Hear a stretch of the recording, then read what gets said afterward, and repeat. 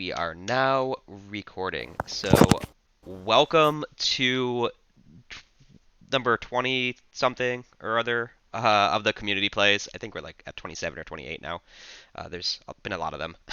So, today's community play is set in the Earthborne Rangers setting, an adventure card game under development by Earthborne Games, a studio that is uh, populated and run by former FFG people. And Micah, the GM for today, made a little Genesis port of that setting. And I've dubbed it Trailsetters, and it is available in the content share of our Discord. But that is the setting. And before I get into describing the setting and setting up the game, I'll let everyone introduce themselves because today is also a pretty unique community play. We have Sam Gregor Stewart, head of RPGs at Edge Studios, joining us as a player. So, Sam, I guess if you want to introduce yourself first, and then we'll go down the list. Sure. Thanks for having me. Yeah, my name's Sam Gregor Stewart, as you said. I am the head of development over at Edge Studio, and I also, in between my time at Fantasy Flight and Edge, I worked for Andrew Navarro at Earthborne Games, helping him to develop the Earthborne setting. Awesome. And then I'm just going to go up the list. Next, we have uh, Fiasco Tim. Can you introduce yourself? Yeah, my name's Tim. I don't have any professional RPG experience, but I've been playing RPGs since, around 2 decades ago. More, 15. And lots and lots of D&D, over 3.5 different versions of it. And a couple of years ago, I started kind of branching out into playing other games.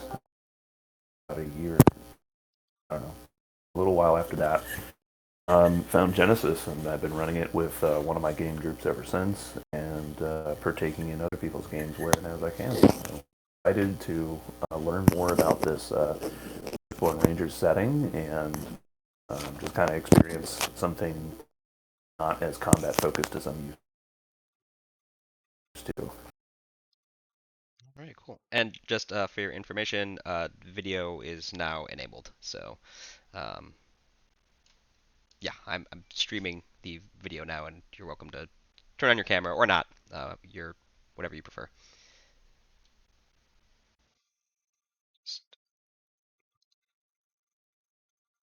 There we go. Perfect. And I'm gonna change one thing real quick.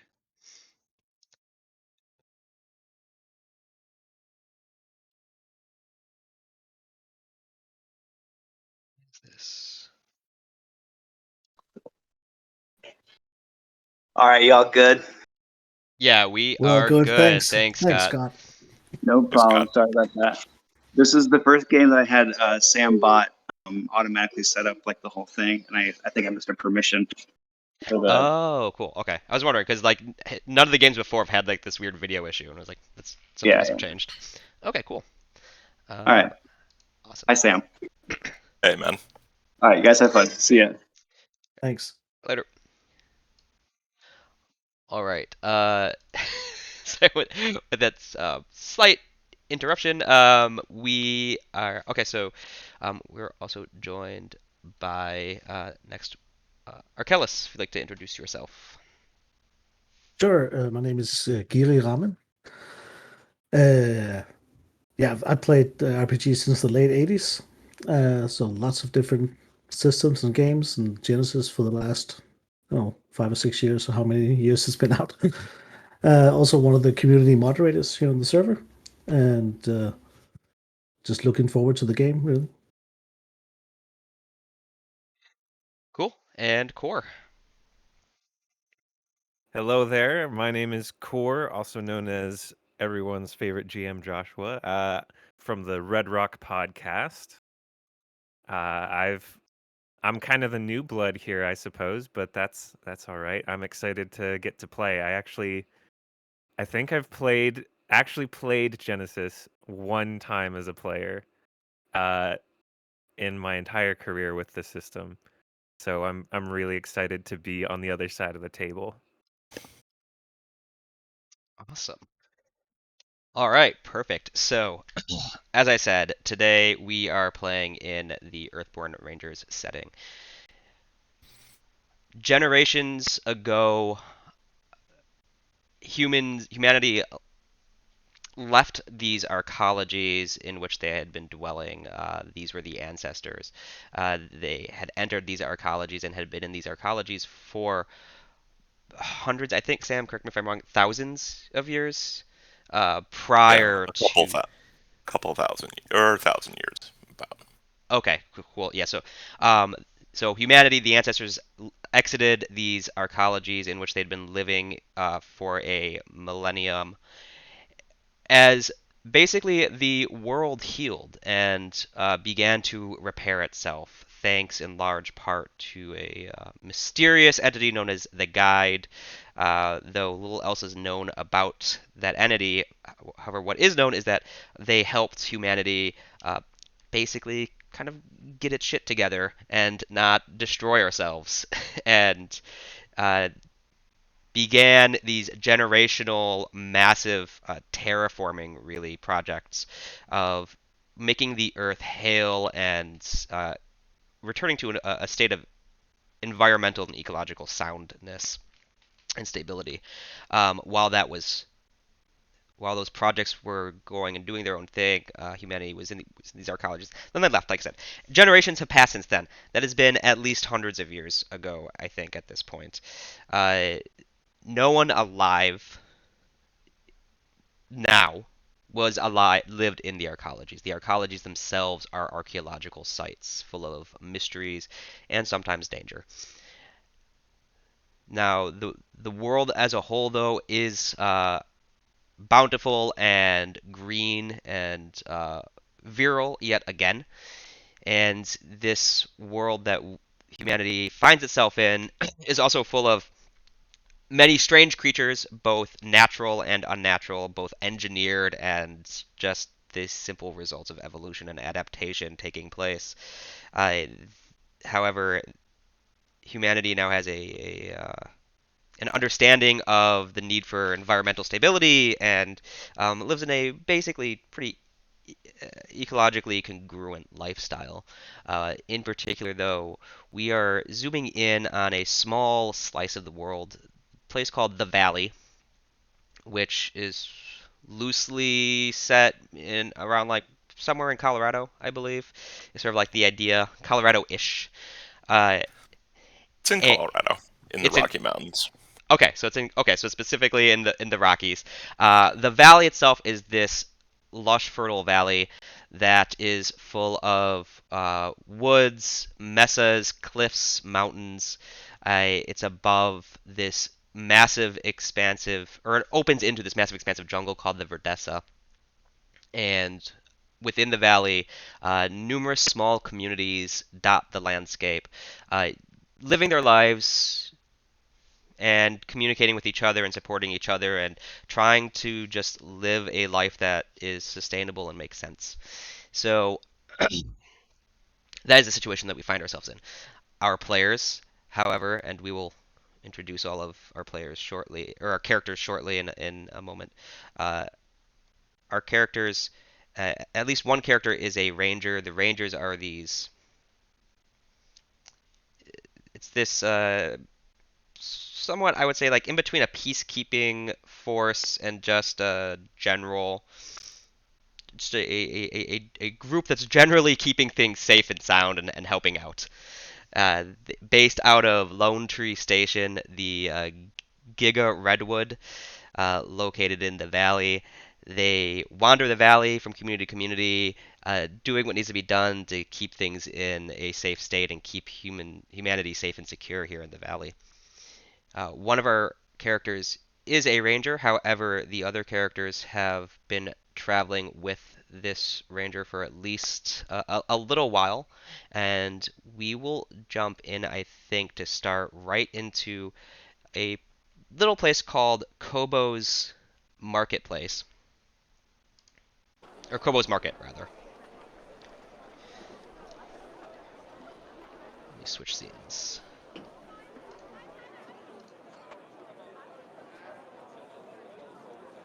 There we go. So in Kobo's Market, uh, it is named. The namesake of Kobo's Market is one Mr. Kobo, I think. I forget his full name. He's And Kobo. huh? And Kobo. Kobo? N Kobo. Oh, N First name Kobo, right? Ren. Oh, Ren Kobo. Ren. Okay. Last Yeah. name Kobo. So yeah, named for Ren Kobo, who set up shop and opened the marketplace in the valley. Ren Kobo is in fact a Mississippian, I believe, an immigrant to the valley as well. And the marketplace, as you can see, is this uh, large structure that's proximate to a uh, relatively shallow stream that courses through the valley. In the market itself, there are numerous merchants and vendors. There are people from all over the valley there to purchase goods and get whatever they need for the coming days and whatever endeavors or adventures that they themselves may be on. Our characters themselves are there because, well, they're out of charges for their equipment and need to stock up on some charges. Uh, Much of the equipment in the valley and in the Earthborne Ranger settings uses some degree of old ancient technology, and that technology uses electricity, it uses energy to power it. So finding sources for that energy is a regular activity in the valley. So I think who is one? I think we are missing. Oh, Sam, I think your character popped off the RPG table for some reason, or maybe I need to refresh. Seems to be there. That's weird. Let me try rejoining Yeah, the there's a table. little icon there, Michael Tor. I think you're referring to the Oh, RPG sorry. session table, right? Yeah, the Not the RPG Ultimate sessions table. Yeah, you're in the Owlbear, but the RPG sessions table, sometimes it disconnects, so you might have to refresh. But while you're doing that, which character is the ranger? It's not Medley. Because one of you has a ranger's Um, badge. So I think this Connected might. now. RPG sessions. Let me. I'm not seeing you now. You were.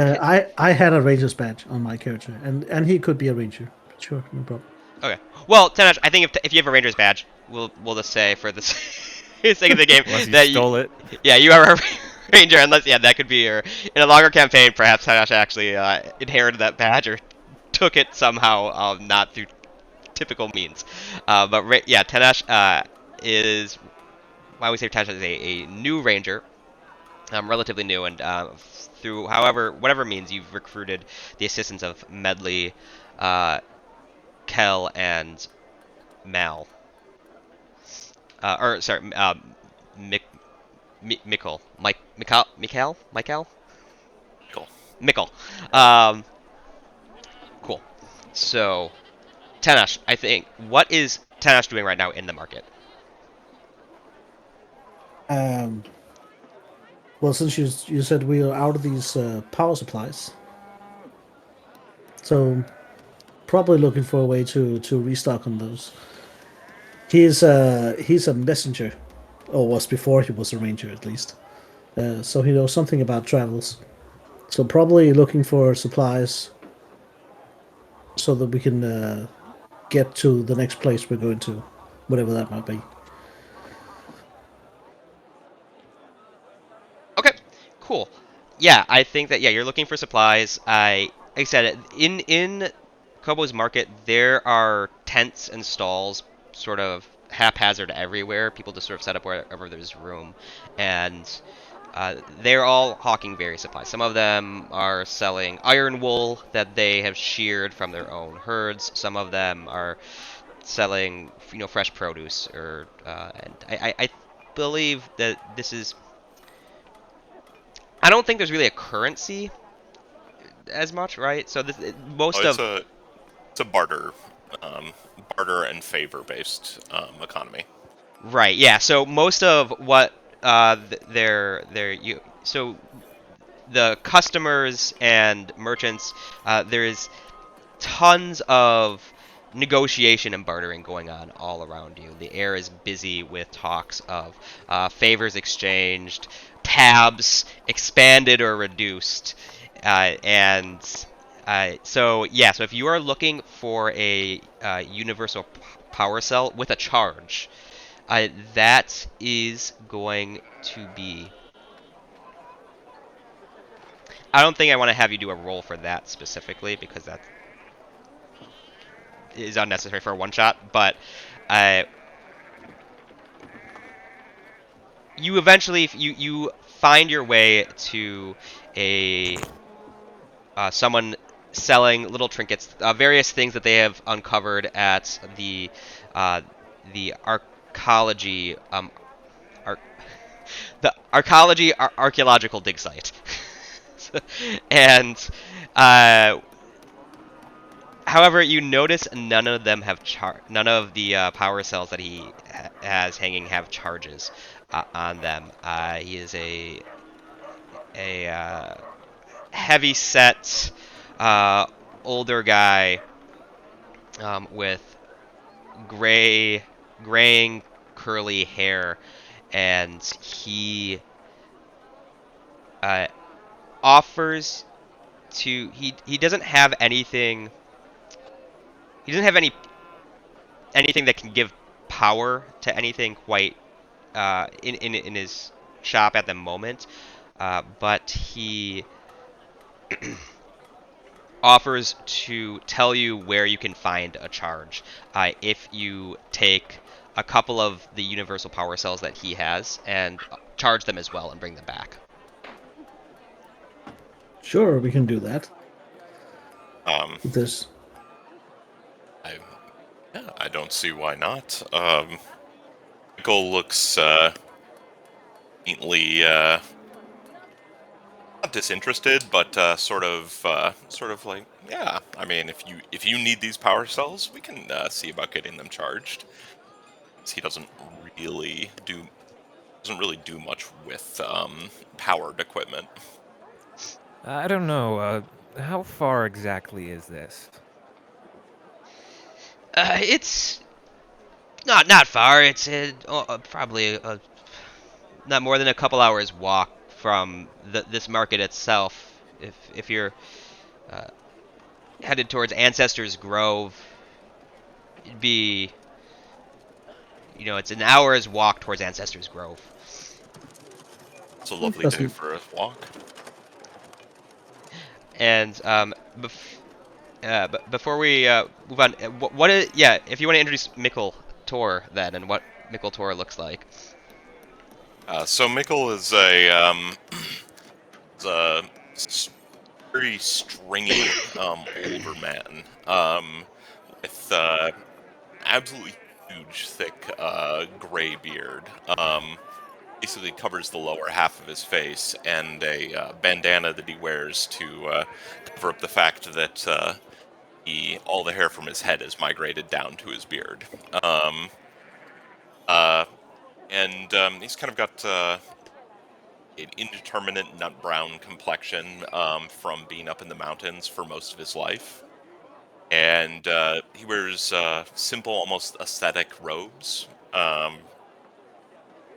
Hard wearing, but not really. He doesn't really have much in the way of decoration, and he has a staff that um, again, looks pretty simple. It's carved out of wood, except there appears to be a glob of quicksilver spinning in the upper heart of the staff, not really connected to anything.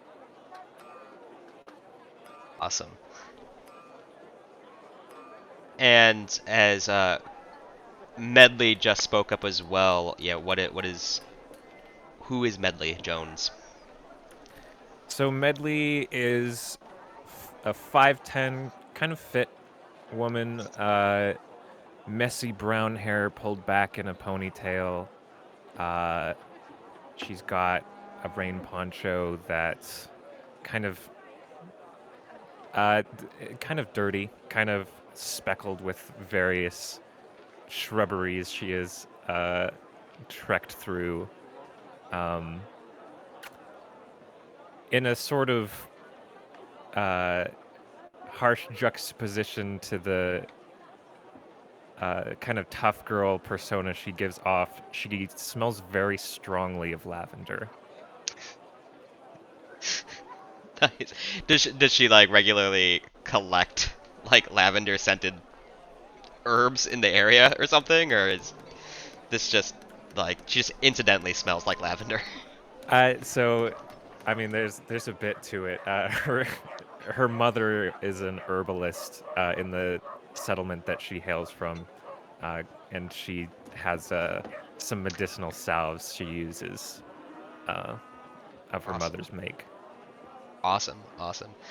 Cool. And so while you guys are discussing the prospect of taking a little stroll, Ancestors Grove word, or in that direction, I think that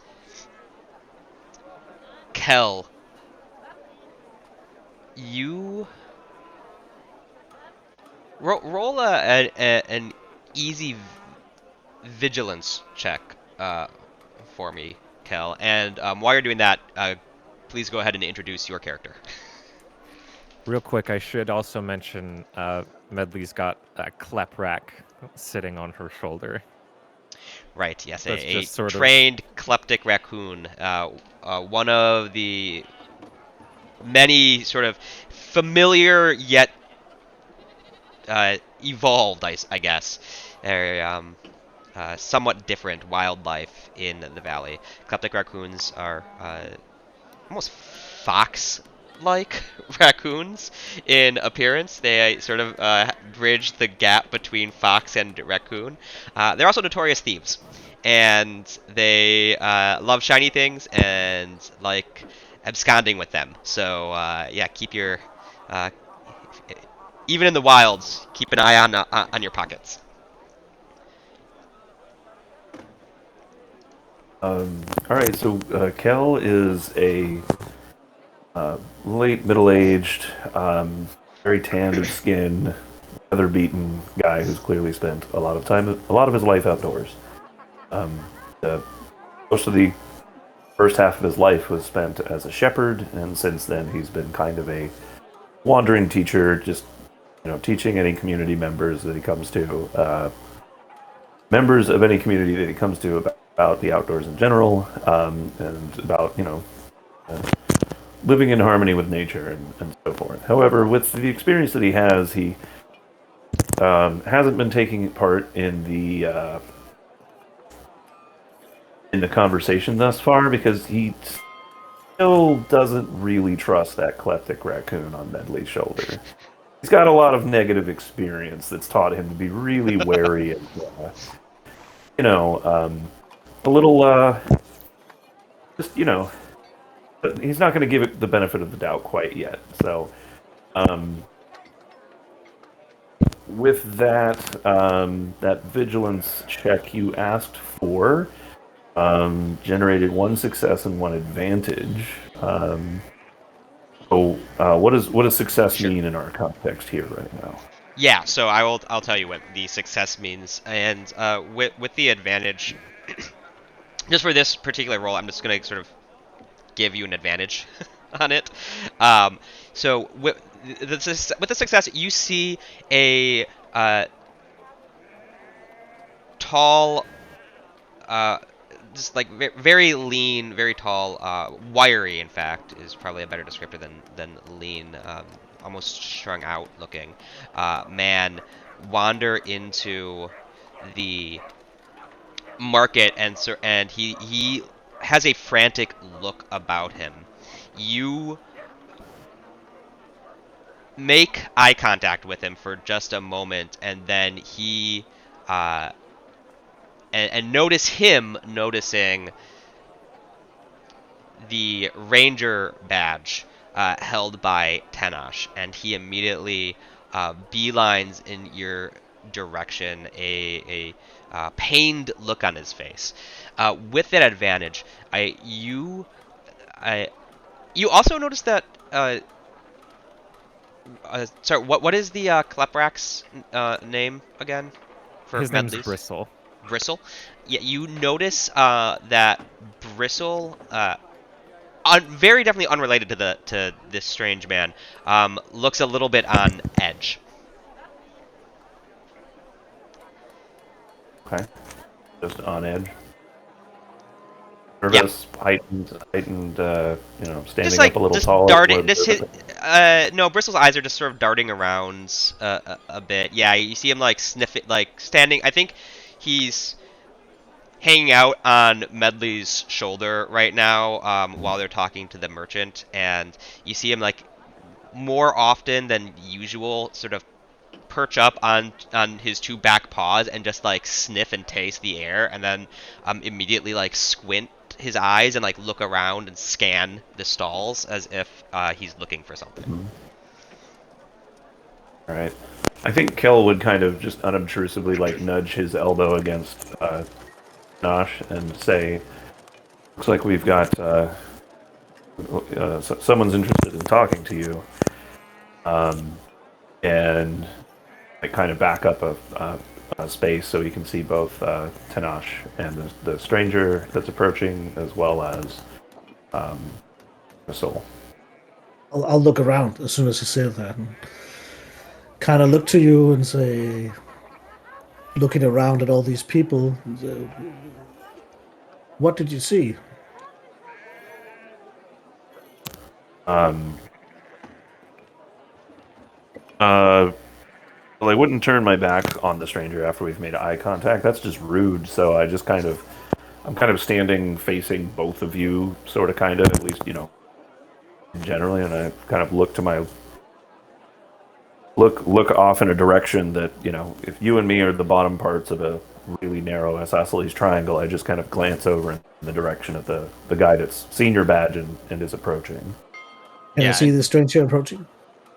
you can see the stranger approaching. I think he looks pretty disheveled. He's looking directly at you, actually, specifically like at your badge, and he's no longer making.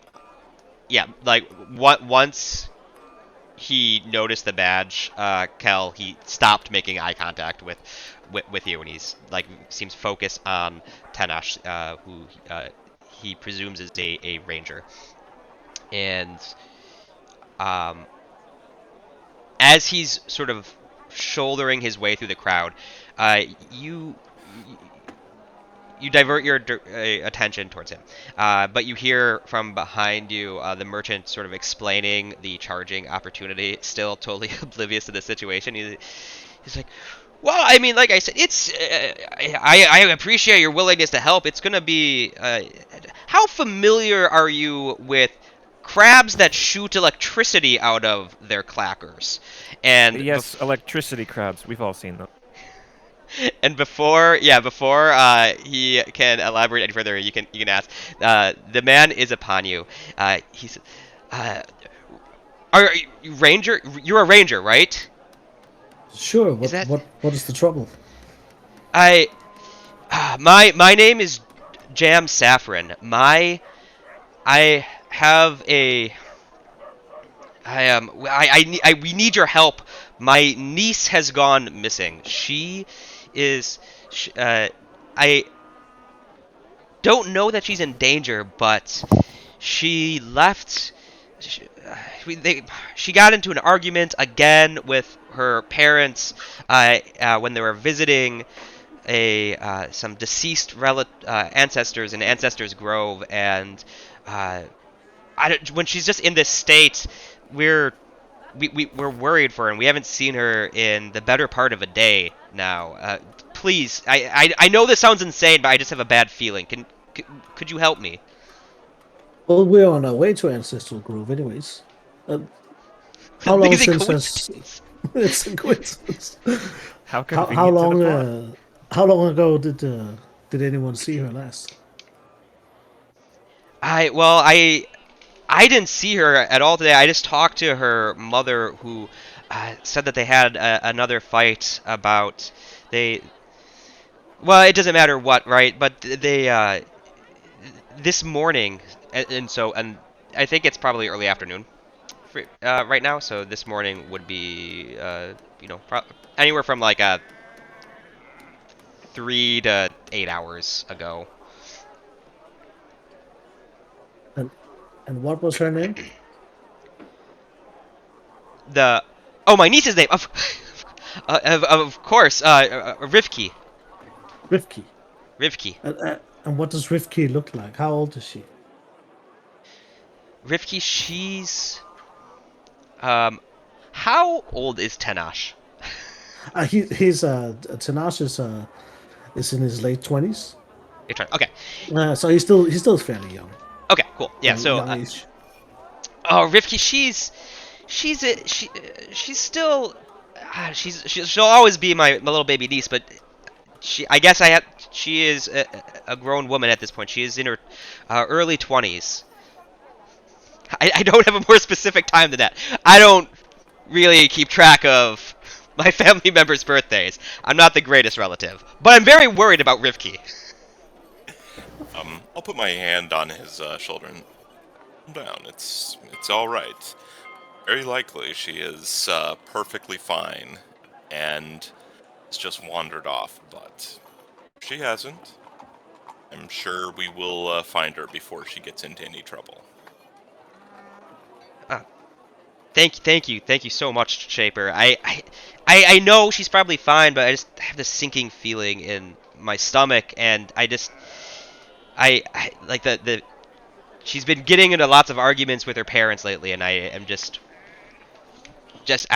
we're all just very worried. Perhaps when we do find her, the deeper problem, something that could be addressed. Is there any signs that maybe she just took off? Maybe some supplies she could have taken with her, a bag missing? She had her bags. She's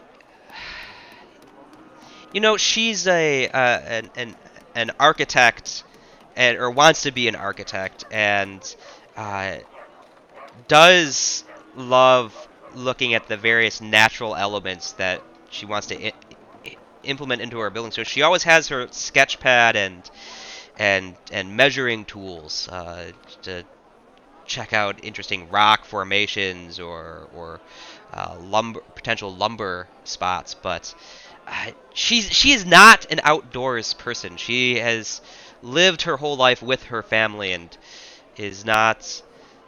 Uh, well, I'll put it this way: she has no plans to become a ranger anytime soon. Plan to become a ranger. It would be wise for her to learn how to live out of doors. I mean, it would be. That's one of the things we've been trying to convince her that it's great that she wants to build new communities and new homes for everyone in the valley, but we also live in the valley, and she needs to learn how to do that as well. But she is strong-willed and has her own path ahead of her that she's convinced that she knows better than than we do. So it's You mentioned she's run up before. Where was she last time? she very often heads to the she like I said, she loves different stonework, and she is don't want to say obsessed because everyone has their passion, but she uh, just that's what puts her at ease is the stonework and things. So uh, she'll typically run off to the mountains or to nearby rocky areas.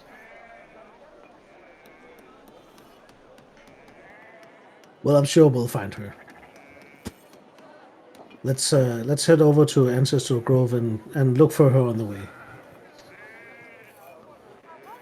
Thank you, thank you. I can't thank you enough. And before you head to Ancestor's Grove, is there anything else you want to try and pick up at the market to prepare?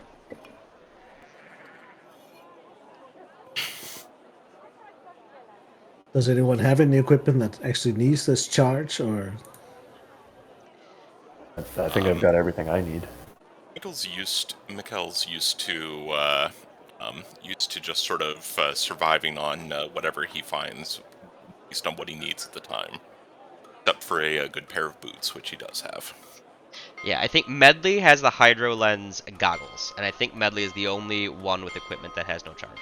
So you will be leaving without any charges on your Hydro Lens goggles, Medley. But otherwise, I don't think anyone else has anything with a charge on it. As we're making our exit through the market, Medley instinctively puts a hand up to block Bristle from snagging something off of a table. Perfect. all right? I will set out from the market with a purposeful stride towards the Ancestral Grove. Okay. Are you making a as it is on the way? Are you making a taking like a way station by where the merchant told you could find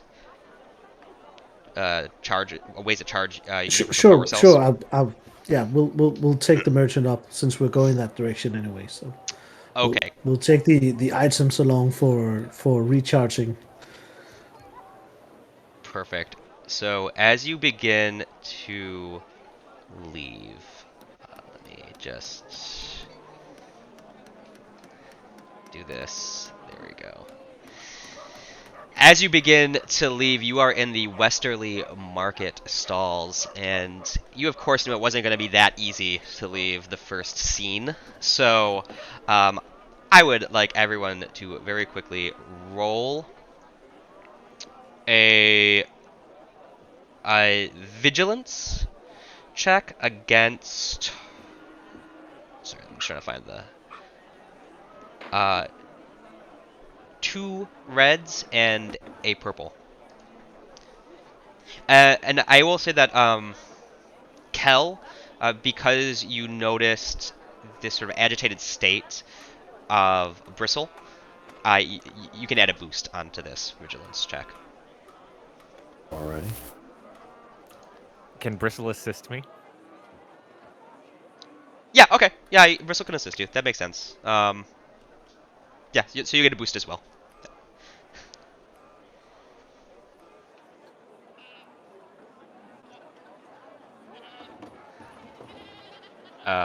Oh, so yeah, okay.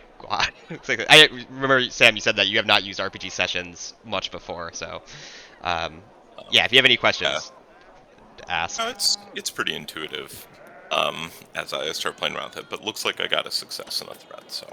Perfect, yeah, so we have Mikkel has a success and a threat, Medley has a success and a threat, Tenash has 2 successes and 3 threats, and Kel has 0 successes and 3 advantages.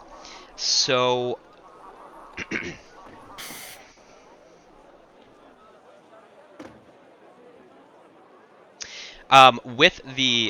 everyone who succeeded, you see sort of snaking their way very surprisingly stealthily actually through the crowd, a pack of 3 kleptic raccoons. And these are definitely not anyone's kleptic. These are definitely wild kleptic raccoons that have somehow decided to sneak their way into the market. can show you all of the information on them. Um, yeah, Kel, you are.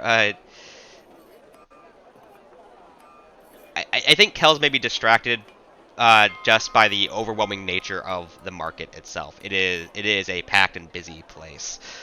So Kel, you do not see them as they approach. They're about so we are using zones for this rather than standard range bands. But zones work pretty much like range bands do.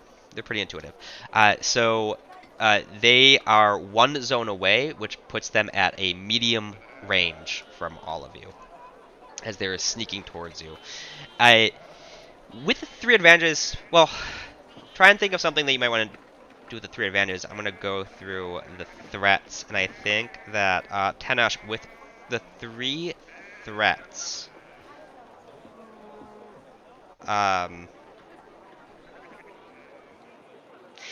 the your ranger badge, like the light, like as you turn and spot them, the light from the sun that is just trickling through the roof of Kobo's market hits it just right, and it like just I think blossoms with radiant light for a moment, and you see all three of the kleptic raccoons in their giant eyes.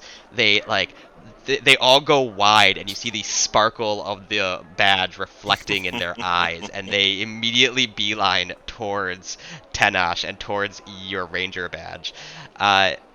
Medley and Mickle, I think that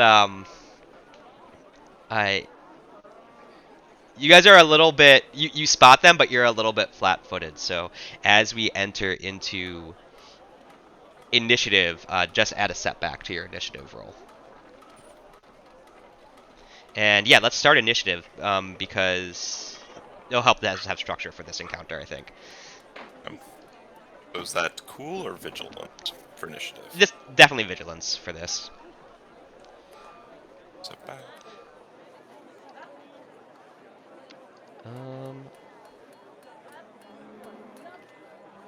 Let's see. Okay, cool. Now I have. Ah, shoot.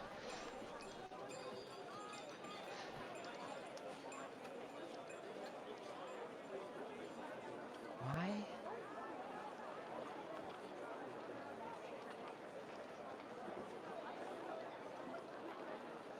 Okay.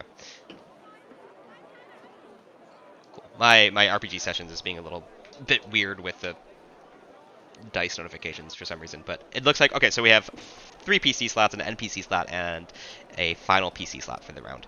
Um,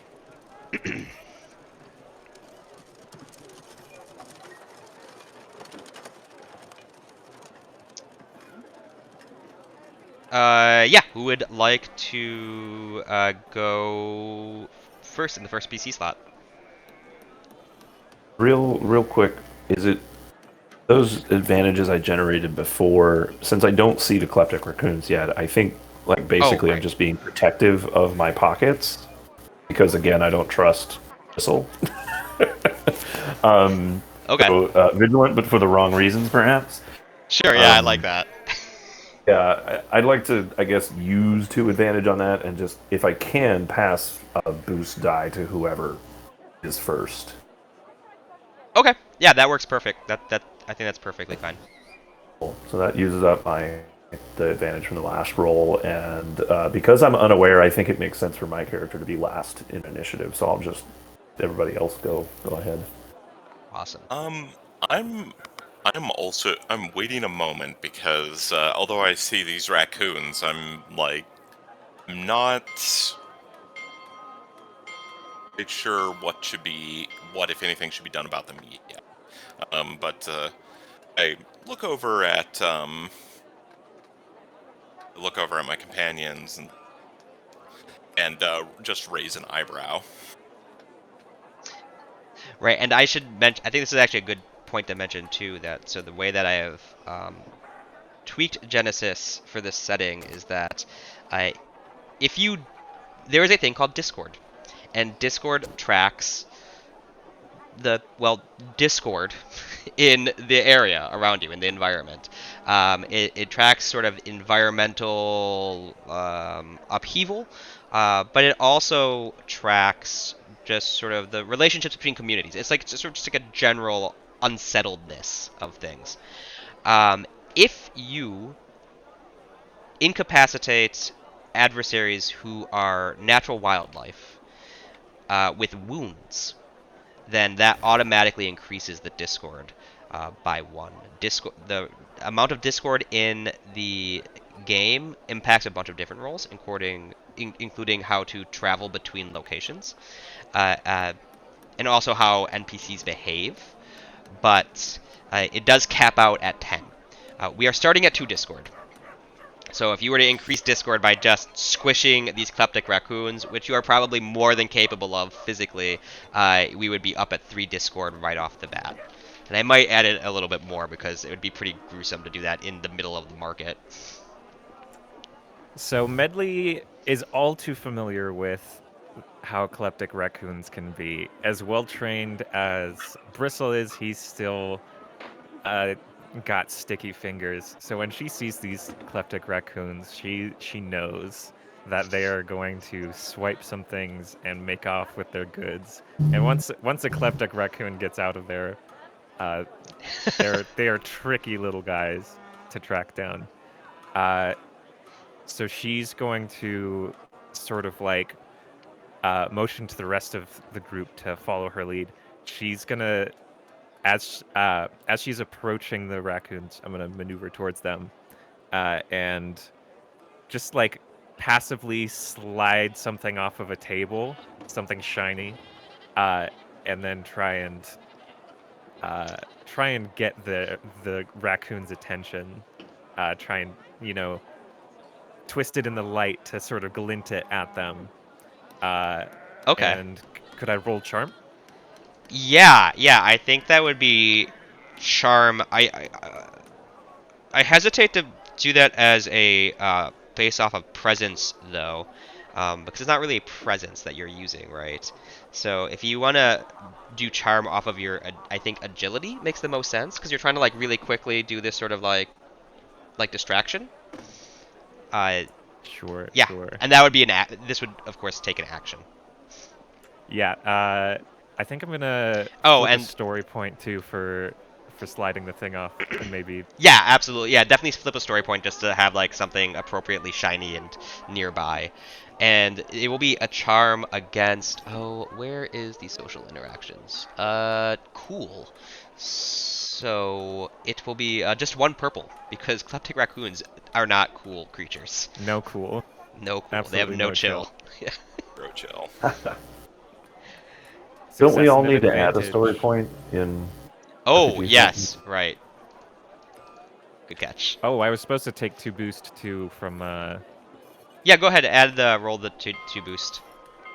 So 2 successes and 2 advantage on that check to distract the kleptic raccoons. So you definitely succeed at distracting the kleptic raccoons. Yeah. What are you? Do you have an idea of like what you're actually throwing on the ground? I imagine it's just some like. Maybe like some piece of jewelry, some like polished metal on a necklace or something. Okay. Cool. Yeah. What are you thinking for the 2 advantage? And I can. Uh. Can I Yeah. Go something? please. As you're walking over, Nickel will say, "What kind of things are predators do kleptic raccoons fear?" If you have, if you want to spend the advantage to know that, maybe. I could give you Yeah, that that for could 2 be useful. advantage. Michael doesn't know. Yeah. Um, Micah also doesn't actually know necessarily. Sam, do you know what typical predators would be for kleptic raccoons? I'm willing to go like wolfhun would be normal, but One possibly the obviously the lynx, a bearded right. lynx certainly. I mean, There's a lot. The typical predators, though. Okay, but they're not like a specific predator that like actively preys on. No. And they might be scared of Velox because Velox are pretty vicious little bastards. What I'm hearing is they're not at the top of the food chain. No, they are actually at least I have set them as prey. I mean, I'm sure they eat like bugs and stuff, but they are prey animals. So, yeah, we could do. Yeah, I think that's if you want that piece of information of a specific. If you're all right with that, Yeah, no, that's useful. So, the first thing that comes to mind for you is, I think, an Atrax, which are sort of like they're basically mountain lions, but they're like dire mountain lions, is the way that I see them in the art. Is that do you not? Yeah. Okay. it's pretty much. Yeah. So they're yeah. So I think that the first thing that comes to mind is Atrax. And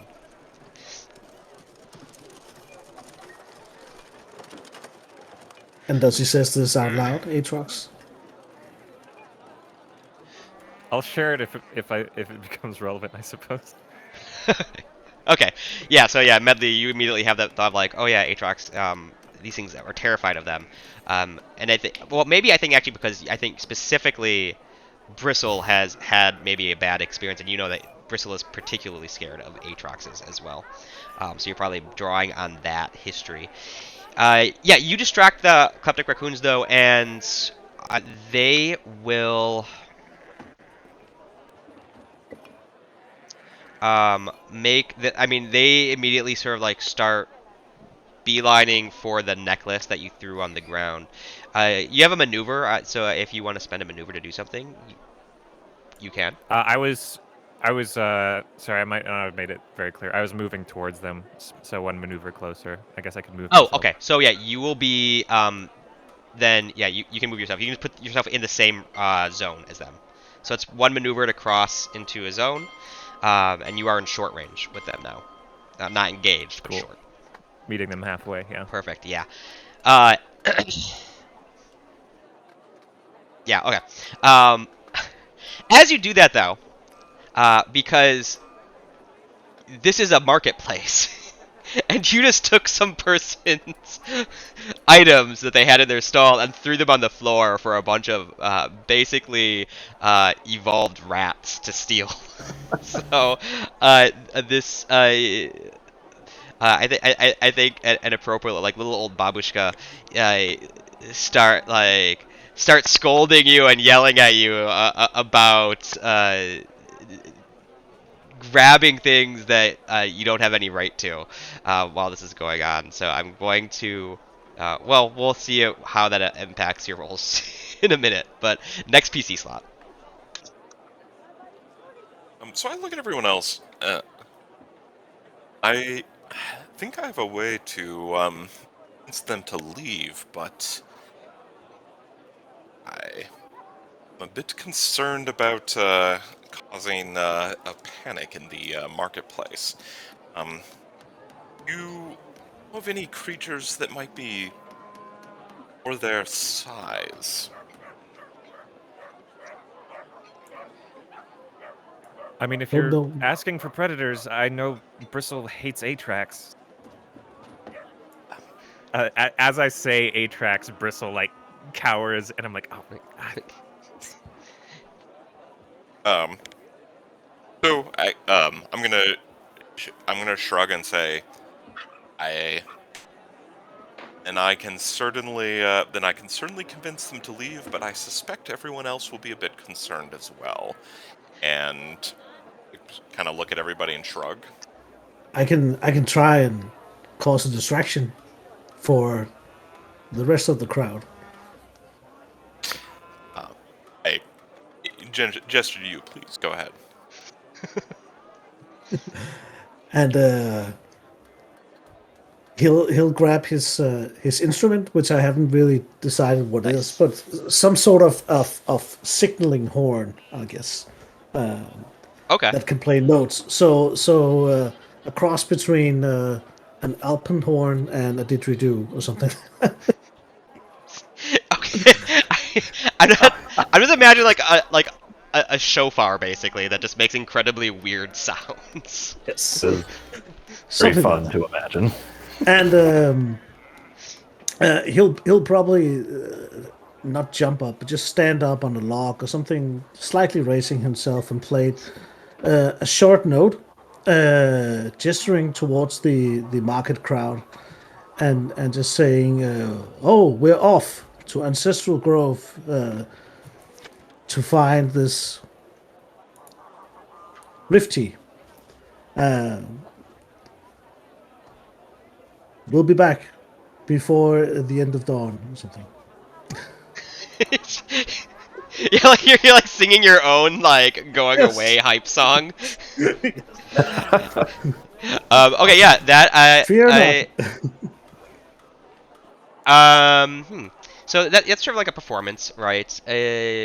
Something like that. Yes. Um, I You think I roll a think charm or something. charm. I think charm makes the most sense for that. Yeah. Yeah.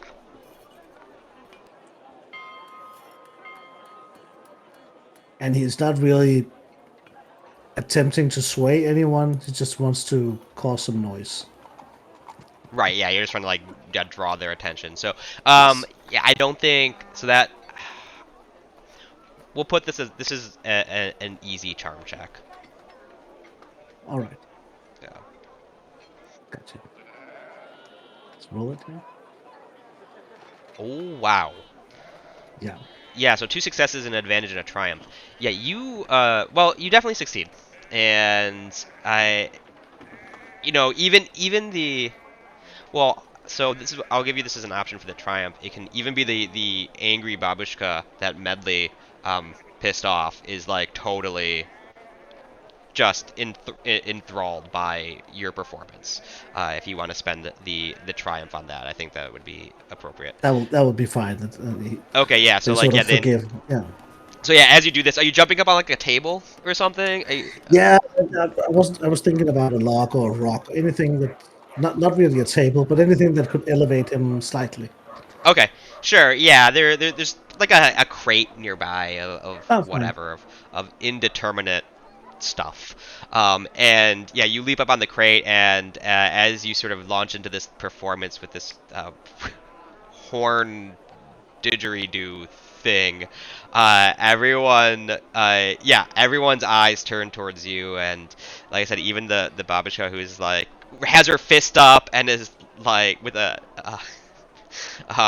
because this is also like 50% a Studio Ghibli movie, I guess, in my head, has like a fan that she's like waving at Medley, sort of lowers her arm and is entranced by your performance. You have one advantage as well to spend. I'll just pass the boost to I to the think. next one, which I guess will be Mikkel, so that he has a clear path towards whatever trick he's going to pull to impersonate what was the animal The anthrax. Aatrox. Atrox, yes. Yeah, perfect. I think that's actually very appropriate because yeah, like you have everyone looking away from it. Mikkel, it Yeah. is now your turn. Unless you All want to right. spend two strain for a second maneuver. No, this is fine. Okay. Cool. So I take a deep breath and into my staff and angle it so the light from the sun reflects off of the quicksilver orb and starts to dance across the ground near the item you threw down, the necklace. And as it does, Awesome. I will go ahead and spend a story point as well after I roll to add 3 more advantage. And with my brilliant casting. And a Okay, perfect. full-sized male Aatrox is basically built out of the light, the beam of light dancing, like from the ground up, forms into an Aatrox that I've added using the mask spell and adding a size to make it full-grown, because this thing is Listen, pretty big. this is why you're asking me, like, are And you sure you don't have a smaller creature? and realism, and so um, I am spending advantage 3 times to basically make this difficulty 5 to determine that it's fake. As in, this thing smells like an Aatrox, it sounds like an Aatrox as it levels its eyes at the raccoons, it growls the musk of a full-grown Aatrox, and also the whiff of old blood drifts through the air, and you hear the crunch on the gravel as it starts to pad towards the raccoons. Awesome. That is perfect. And so they will. Okay, cool, perfect. And you took the strain. So, so did you use maneuver to I Can do guess. it within short range, but I can always move closer if you need. Oh no, that's not. I'm just you have the 2 boost from. One boost was from my staff, the other one was from Oh, Tenok's from the roll. boost. Okay, perfect. Yeah, that makes sense. Okay, so you still have a maneuver though, is I guess. And I'm just standing there. Okay. I'm actually not using my maneuver. Okay, You could perfect. say that it was used to ready my staff and sort of get prepared, but I also did That's a fair. lot of talking beforehand, so. That's fair. Okay. Perfect. So yeah, yeah, just materializing seemingly out of the air before the Kleptic Raccoons is uh, what they believe to be an Aatrox. They stop dead in their tracks.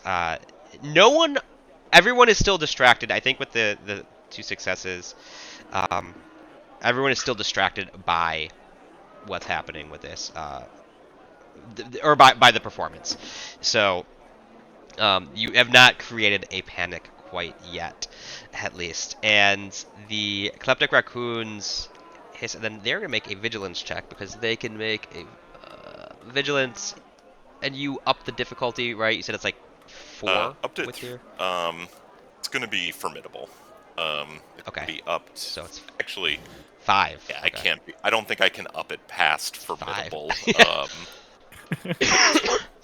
But That's if I okay. could, I would. All right, I am going to add all 5 of these dice. Um, I'm not going to spend a story point to increase this. I think I was thinking about it, but I want to use those story points for other stuff. So cool. They're going to attempt to see. They get a wash somehow, 0 successes, which is Wow. actually surprisingly that's better than I was expecting them to do Right. against 4 or 5 purple dice.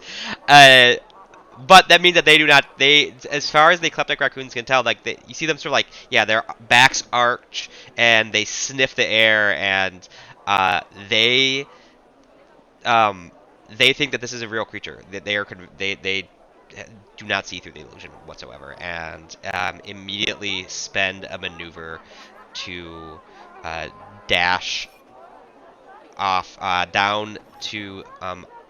Now they're running away. They're on the trail into the woods. I If you do nothing, they will just continue to scamper off. However, Kel, you do have the last turn if you want to do something.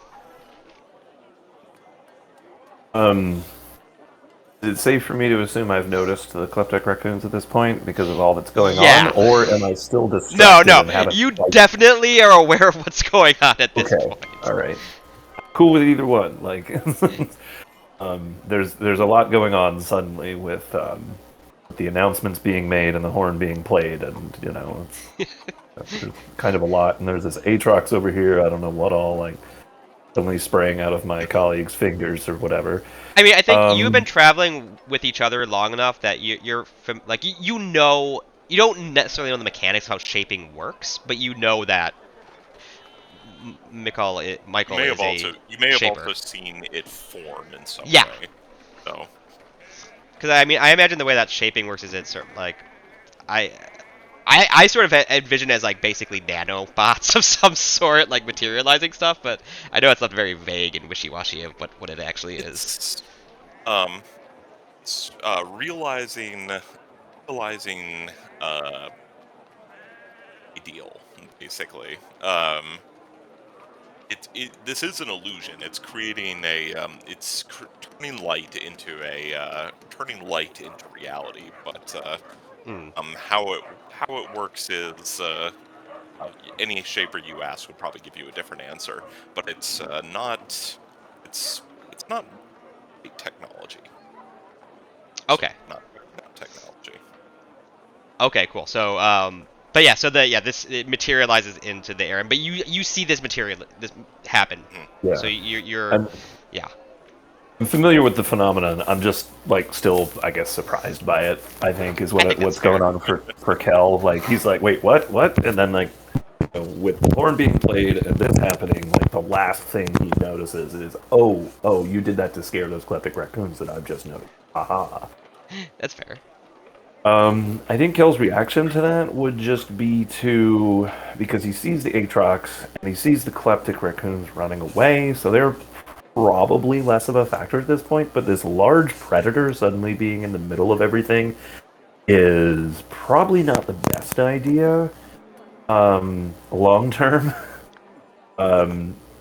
According to Kel, so I think what I would do is attempt a commune check, a vibe check, if we will, to just kind of like hopefully keep some calm in the immediate area. Is that Yeah, I like you sort of like go into the crowd and like start schmoozing sort of because like commune in when you're communing with a community, the way that I imagine it is it's like it's actually schmoozing. Like you're not like doing anything mystical or anything. You're just right? like being interpersonal with people and interacting. It's just an So illusion, everyone. It's fine. yeah, yeah, or like maybe even like you're just like as soon as you see someone about to look behind them at the Aatrox, you like put your hand on their shoulder and like, oh, this is really great, isn't it? And are like Yeah, rapidly going through the crowd to hype up yeah. Just Tenash, kind of basically. like, oh, don't be alarmed. It's just my friend. He's practicing his projections. Sure. That sort of thing. Yeah, go Uh, ahead and commune check. I think is fair.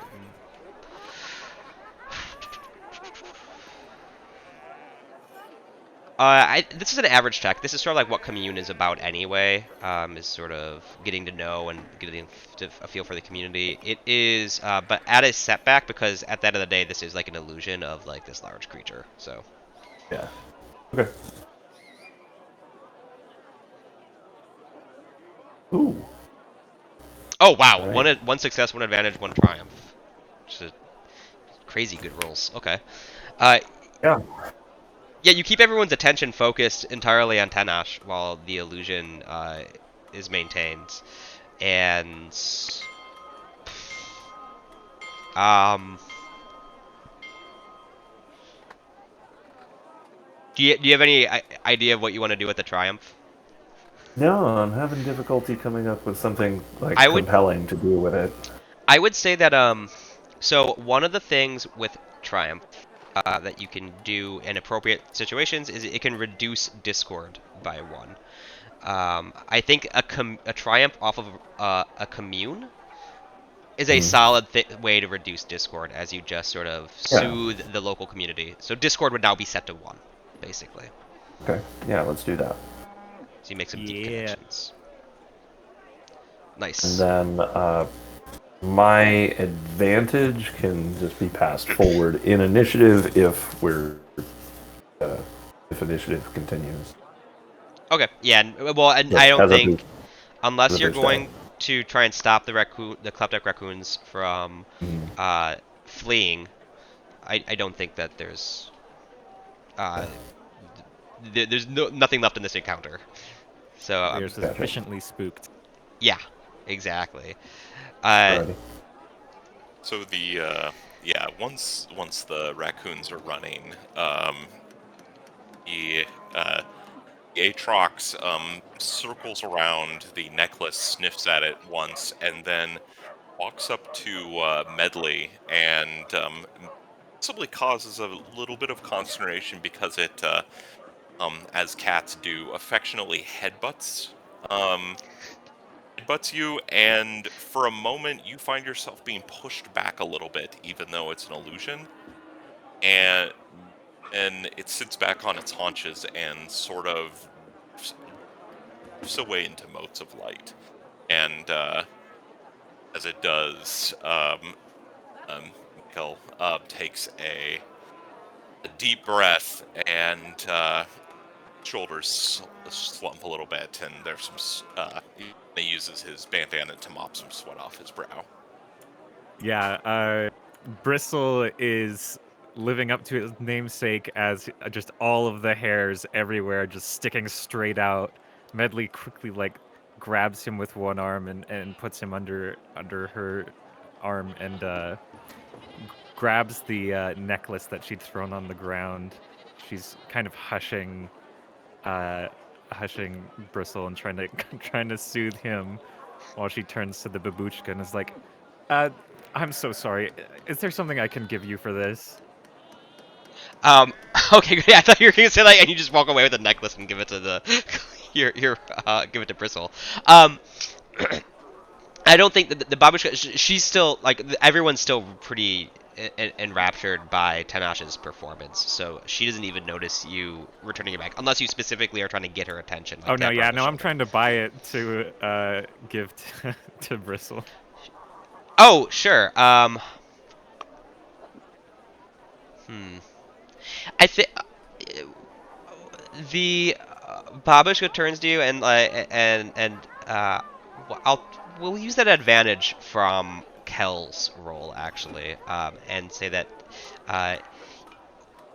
something about Tanash's performance spoke to her, maybe reminded her of uh, some joyful memory of her children and grandchildren in her past or something, and she turns to you with a smile. She no longer has this threatening air about her, and just says, "Oh, that's okay.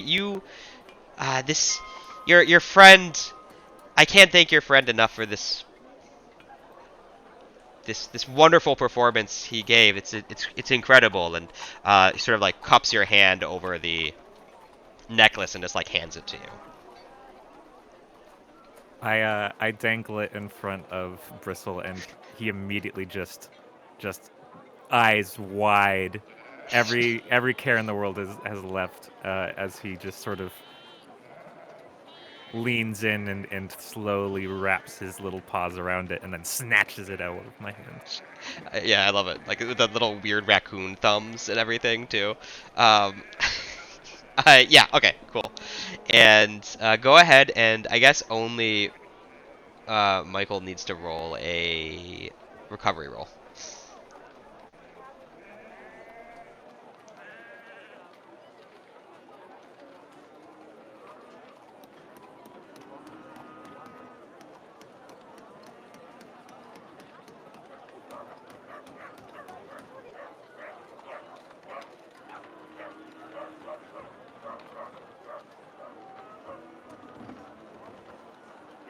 Oh, yes. Sorry. No worries. Uh, um, yeah. So yeah, I think you're the only one who took strain, so you can do a recovery roll, and then we'll. As you do that, I'll sort of finish off and just take a deep bow and say, we'll be on our way and keep this village safe. And sort of jump down, just not really knowing what has happened, but just trusting that my companions took care of whatever threat there was. And sort of turn around and says, all right, let's get going. Tanash was just I just wanted to play music. I didn't Yes. care about any of this. Um, Perfect. Yeah. So, and with that, yeah, Michael recovers a little bit of strain, and let's move to, um, and you all, yeah, head out of Kobo's market and towards Ancestor's Grove. Um, now we will do typically a travel check is done at this point. Are you, however, you guys are stopping by the uh, uh, location that the merchant gave you, right? Yes, So, Electrocrabs. yes.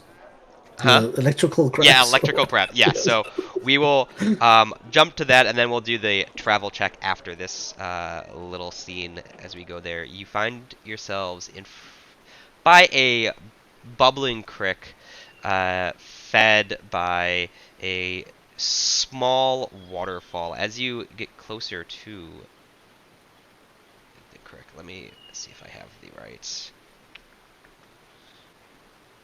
Okay, I don't have the right scene for some reason.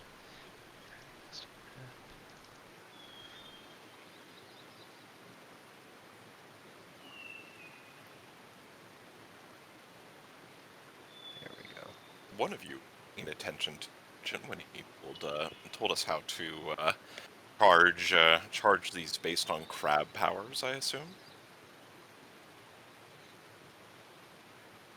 Um, Are the crabs the ones wait? Are the crabs the ones charging the UPCs, or are they incidental to the charging station? The crabs would be the ones. So yeah. Oh my So god. as while Tanash was having this conversation and you guys were distracted by, and before you guys were like, fully pulled into conversation with Jam Saffron, actually, I the merchant explained that uh, there is a little cove of adipodal crabs not too far from from Kobo's market. Adipodal crabs are not something that is technically in the Earthborne Rangers setting. Uh, it is a small, as you can imagine, fat crab special. What adipodal crabs do is they are little teeny guys. They like to live by relatively shallow water, and they have this unique property of building up and maintaining charge in the fleshy adipose fat deposits underneath their shells. And with a sufficient technology uh, role, or a survival role, you can charge. Uh, you could charge a universal power cell from the adipole crabs, uh, if you're able to soothe them and get them into a state where they're where they're cooperative with you. Did the merchant tell us which claw is positive and which claw is negative? No, I had never considered that, but I do love that, and I might go back into the Trailsetters G-Doc and update that. So that is a that is now canon. yeah, Wow. that's now canonical within at least this port of the system of the setting. Um, So, Mikael, we reach the pond. Take a long look into the pond. Look back at Medley and um, smile slightly and it must go fishing. And then I'm just gonna sit down cross-legged on a nearby stone to watch. okay, perfect. Yeah, let me just put out. Yeah, as soon as we get close to the water, uh, Bristle sort of like tugs on my ear, and I look at him and I go, "All right," and he hops down, rushes over, skitters over, pulls out his little trinket, and begins washing it off in the little creek and admiring its shine. Yeah, let me just set this up really quickly. Sorry. So, nope, that's the wrong character token. Ignore that.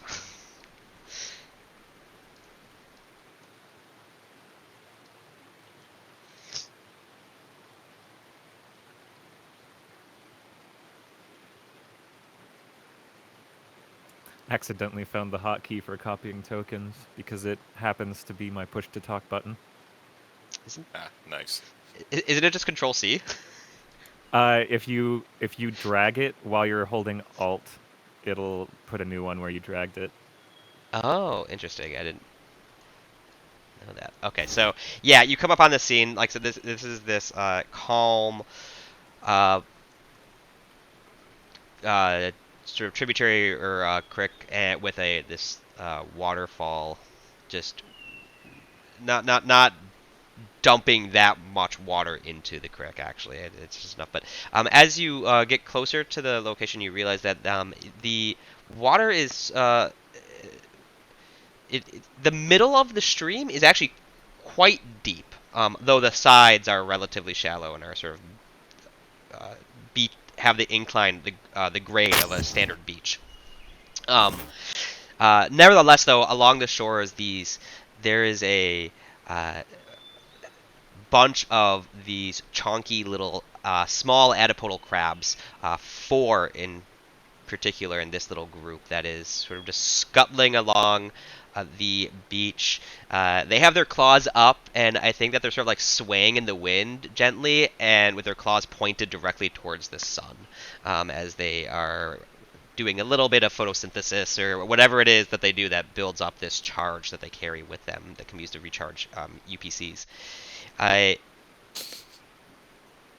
Yeah, so that is the scene that we come upon.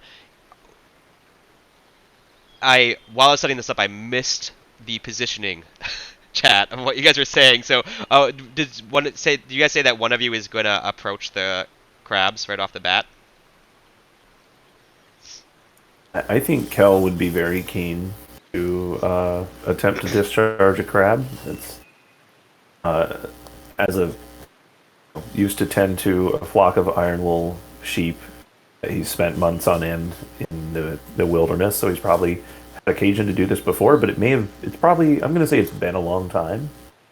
So he's like, he's kind of like, oh yeah, I've done this before. Chance to get my hands dirty. Yeah, this will be fun. Kind of. Okay. Kind of approach Medley's to it. While he's doing that, Medley's setting down her pack and taking off her boots and rolling her pant legs up. Cool. So, Kel, it's just so you're just so as you approach the crabs, Kel, they don't notice you really. They are very focused on doing their own thing, and you definitely are able to easily get within arm's reach of them.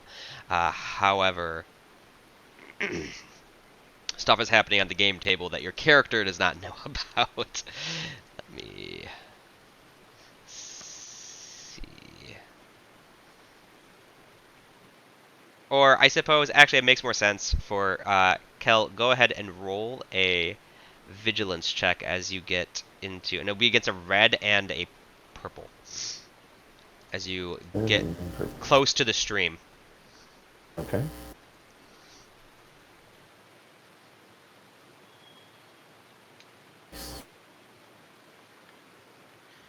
Oh my god. Okay, 4 successes, 1 threat, 1 triumph.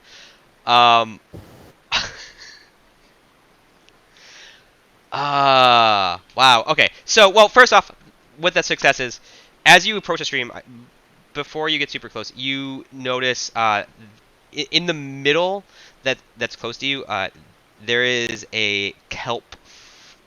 What looks to be like a kelp forest, a little bit of seaweed, dead center of the stream where it gets really deep. But you see the telltale signs of to be a carnivorous naiad. Basically carnivorous plants that are it's sort of its tendrils snaking around loosely with the kelp. To a less experienced eye, it would look like just another kind of seaweed in the water. But you know that if you get too close, our carnivorous naiad is likely to grab you, pull you under, and though they don't have like talons. They do have like they do a little bit of biting, but it's not their mouths or their grabbers. Not anything on the plant itself that's dangerous. It's the fact that they will tighten around you, pull you underwater, and constrict tighter and tighter the more you struggle, while they drown you. And that is one of the ways that they predate on creatures. So you see that before you get too close to the crabs. Gotcha. And yeah, let me put it on the map so it's like at a location. So they're like just right outside of this hex.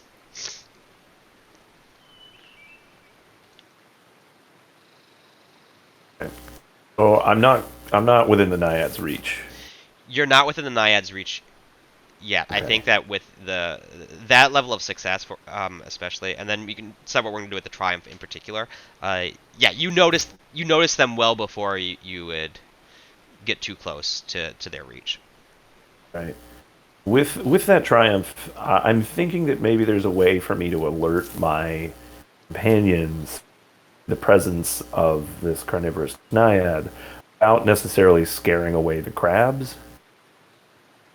And so I think that, like, hand signal wise, I would just like kind of wave at them, get their attention, and then like point to my eyes and then at the naiad, like over it in its direction, and like signify like caution.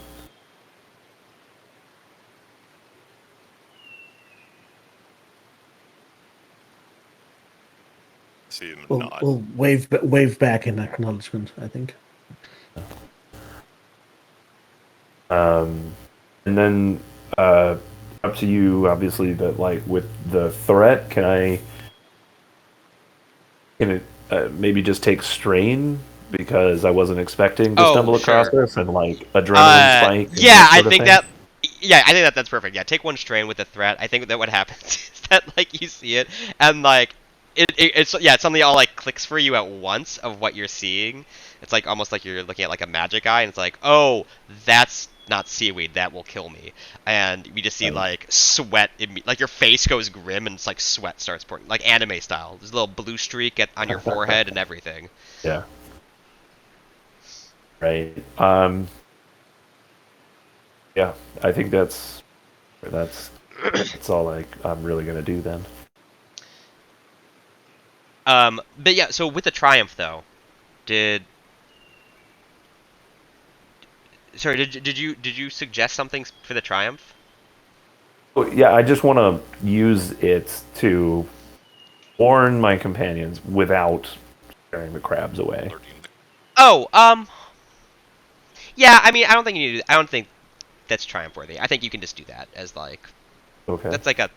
You guys have been traveling together for a while, and like you know each other, and you're experienced in the outdoors and wilds of the valley. So like, yeah, that sort of thing is not like a Triumph worthy um, endeavor, I think.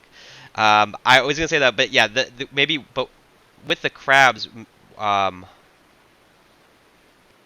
I do think that yeah, you don't like the crabs are stay very calm by you, and you find yourself able to like get really close to the crabs without spooking them at all. I think that would be fair with a Triumph. Speaker to our throat. Sorry. No, just making a random comment. Don't worry about it. Okay.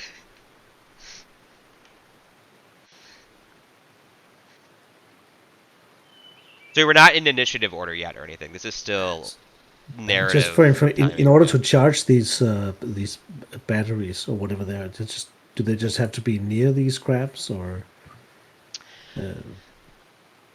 I would give you.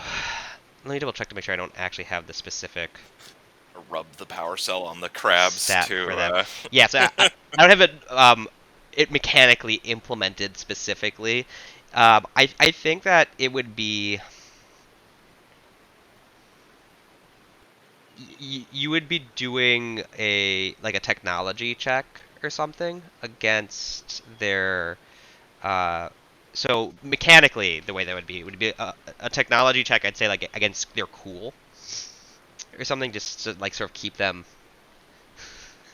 so they don't freak out and like run away, because you are trying to get a charge of them. In the fiction, I imagine that Yeah, so like the UPCs are sort of hand wavy, they have energy and they can pass it around, right? So I think that like you can do some techno babble and some fidgeting with a UPC by the crab, and it sort of happens. The camera focuses on your face rather than on what your hands are doing, and it's a very close shot. So we don't know what you're doing, but you're doing something that's like very sciency, very technical, and it charges UPC. It's like jumping a car. You just clip the one pincer onto the anode and the other onto the cathode. Yeah, that's kind of what I was picturing. Was the cross between like stroke the jumping a car crab. battery and milking a snake. Like, Yeah, okay, yeah, sure, whatever. You gotta like squeeze under a certain like Except underneath one of its like carapaces to I squeeze guess, out yeah. the juices. When I was writing this creature, I was sort of imagining that it's like that. Yeah, there's like sort of these creases in between the plates of its carapace, and you're able to like, not basically plug into it and pull a charge through it, because it's the fat deposits that are holding this electrical charge. So I think that kind of works. But like Do I we have a tech-savvy character? That would be me. No. I'm our artificer. I'm gonna slink over towards our crab here. Kind of trying to keep low to the ground, kind of non-threatening. Okay. I yeah, go ahead and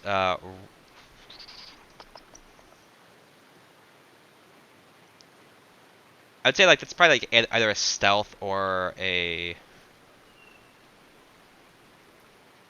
though I could be convinced of like a coordination check or something like that as well, depending on what you're like, sort of up to your preference. Could Should be I average. convince you to do cool?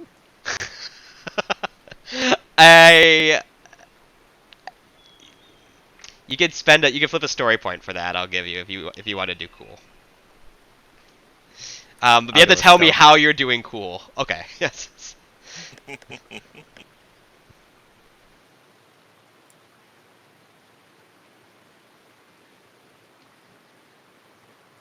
Oh, their vigilance is good. This is bad, you guys. No. This is so I'm just this is just an average check for you. It's Oh, not average, like gotcha. Yeah. And part of this is sort of Well, then based on it's like that just- triumph. So 3 successes and 2 threats. Ooh.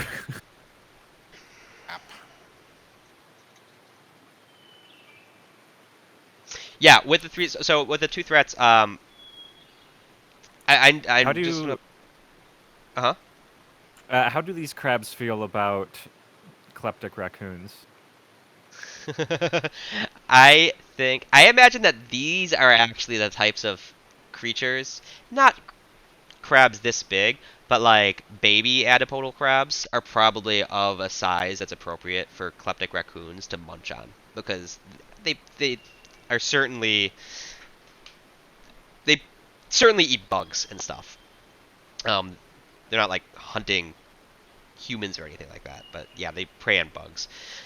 So they're probably not super excited about it. And I think that, yeah, with the 2 threats, what's happening is I think Bristle is actually getting a little antsy, and not because he's afraid of the adipodal crabs, but he's remembering a hunger that can only be satiated by delicious little adipodal baby crabs. So he's like, he's like kneading your shoulder, and it's basically just annoying the piss out of you. So take 2 strain. But you are close enough. Both Medley and Kel are within engaged, effectively, of the adipodal crabs.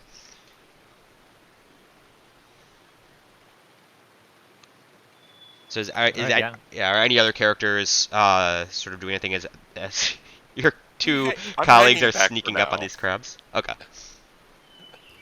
Yeah, I'm also just sitting, relaxing. I think. These guys got this. Join in if I'll join in if things go awry. Okay, cool. Uh, Want me to Maybe we can get a little assembly line going where I use a survival check to like catch a crab and then hand it to me and I basically charge hold the it for you UPC, while you do your technology thing. and then the others, then I toss the UPC to them and they switch me out for an empty one. Yeah.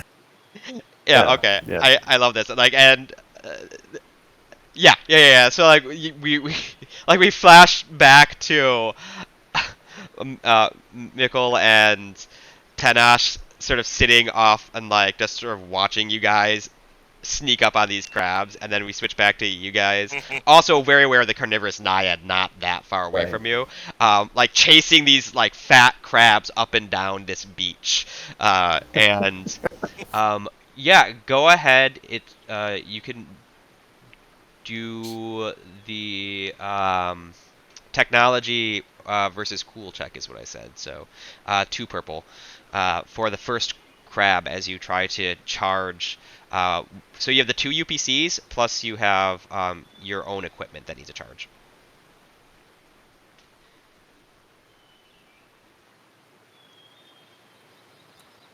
Just one check, or Just yeah for you the want me to first roll it a yeah couple for the times? first one. Okay.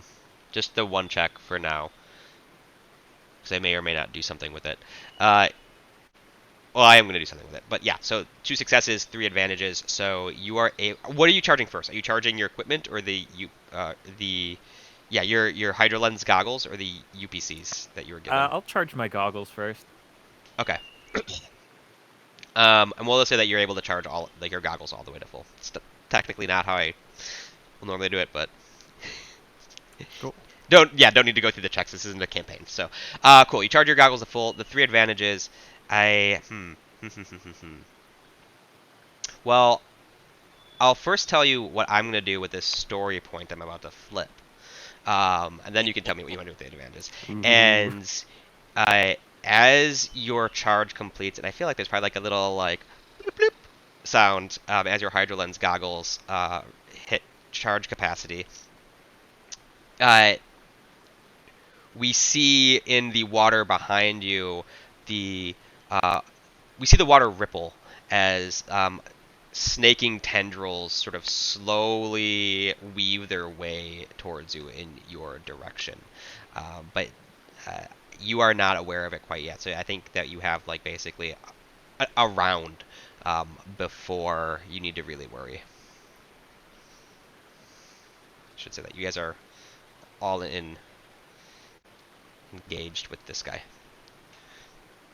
So with those 3 advantages, though, do you have any thoughts on what you want to do with them? I guess one of them could be noticing the tendrils. Okay, I'll give you that. Yeah.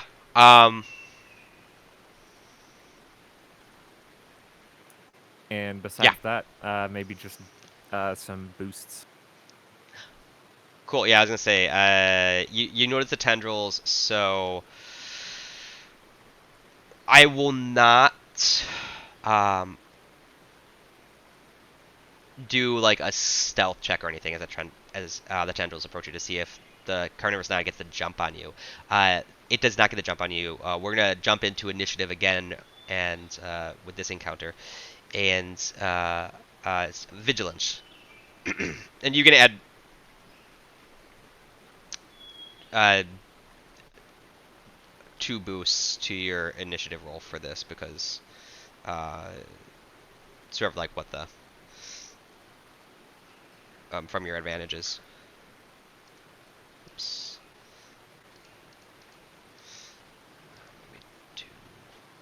Had the wrong thing there. All right. Okay. Did I add an NPC slot? No. Is vigilance again? Yeah, this is just vigilance again. Okay. All right. Cool. Yeah. So it turns out carnivorous naiads are not very vigilant. Actually, they don't have a super maybe I should have done cool, but it doesn't matter. They are in the third or fourth fourth slot, so it's 3 PC slots, an NPC, and then a PC again.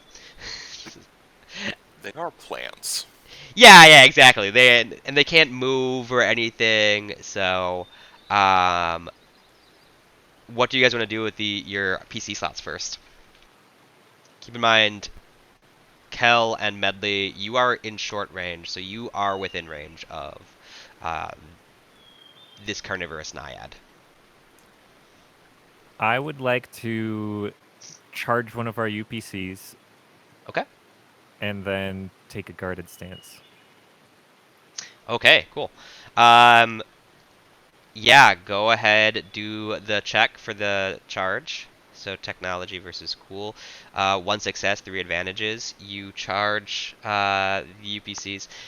With that 3 advantages, I will give you the option that I was gonna have the crabs run off, because there is like stuff's about to go down.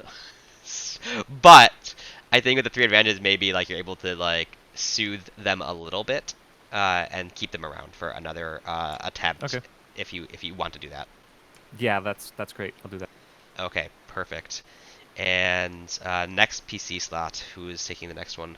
As Medley is frantically charging the first of your 2 UPCs.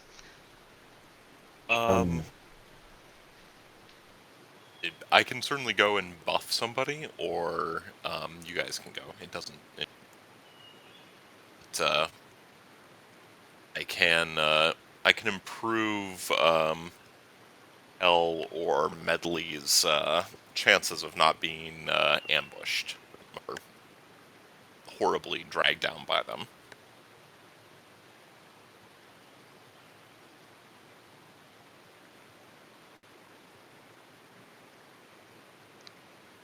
Do you want me to go, or do you want somebody else to go? Yes, I do. You guys want to do that, or? Go for it. Sure, go for it. So I'm still sitting there. I shift the staff again to catch the filtered light through the forest, and let's see. I'll do this for Kel because you're probably going to be you're going to act this turn, and I'm going to cast Augment with the Swift and Range upgrades. Okay, cool.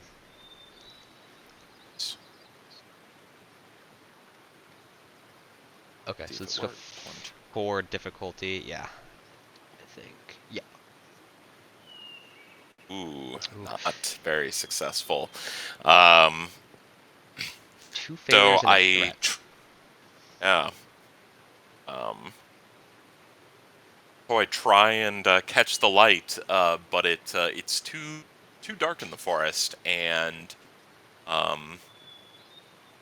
instead I just leave myself. I strain myself in some way. Do you want me to spend the threat, or do you want to? Yeah, I Magic's always worse, so. yeah, that's why I'm checking the threat table. The beast is 1 wound or 2 strain. I think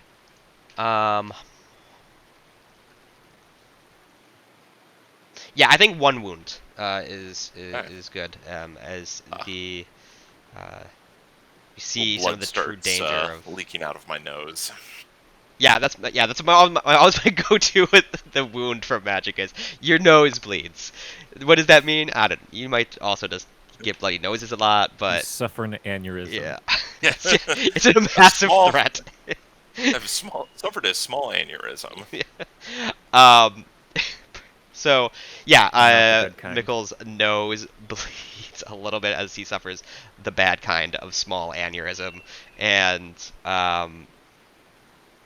yeah, and you took the 2 strain as well, right? So cool. And are you doing anything with the maneuver?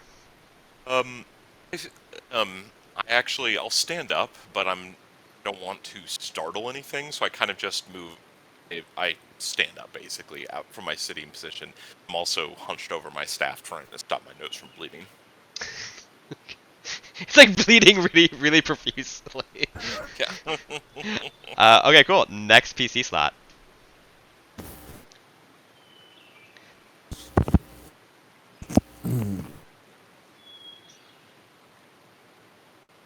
No, Kel hasn't gone. Who else hasn't gone? Kel or Tenash. Yeah, but you're right up there. I'm hanging a bit at the back. So go ahead and react before I do because Okay. yeah, I'm sitting a ways So I back. know we know explicitly that Medley has seen the tendrils making towards the shore area. Yeah, Is that something I have also noticed?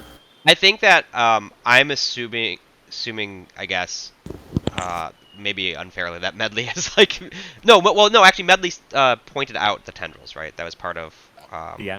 what we said before. So Okay. yeah. Um. Okay, so I'm aware of it. I think I would just like to I'd like to attempt a survival check to grab one of the crabs before they run off. And just like walk towards the away from the threatened area. Like Okay. Yeah, I yeah, don't yeah. think we're super duper in a hurry, but like we should probably move a little bit away, And like let's grab a crab so that we can continue what we're doing for the moment. Yeah. But still, this I don't know how long these tendrils are for this particular naiad, so better safe than sorry. Basically, is Kel's. Yeah, as you try and abscond with this crab to at least Yeah. one zone away. So trying to think how this. You're in engaged. Yeah, I guess so. So you could spend a maneuver to move, like an action to like grab the crab, and that will be a survival check, and they'll be opposed to the minion group. I'll figure out what it's opposed to in a second. But then, yeah, then you have another maneuver that you can spend to just sort of move to the next zone, and you'll be medium distance away from, or sorry, you'll be long distance away from the carnivorous naiad. You effectively have gotten out of their reach. Um, Yeah. so survival, I think that survival.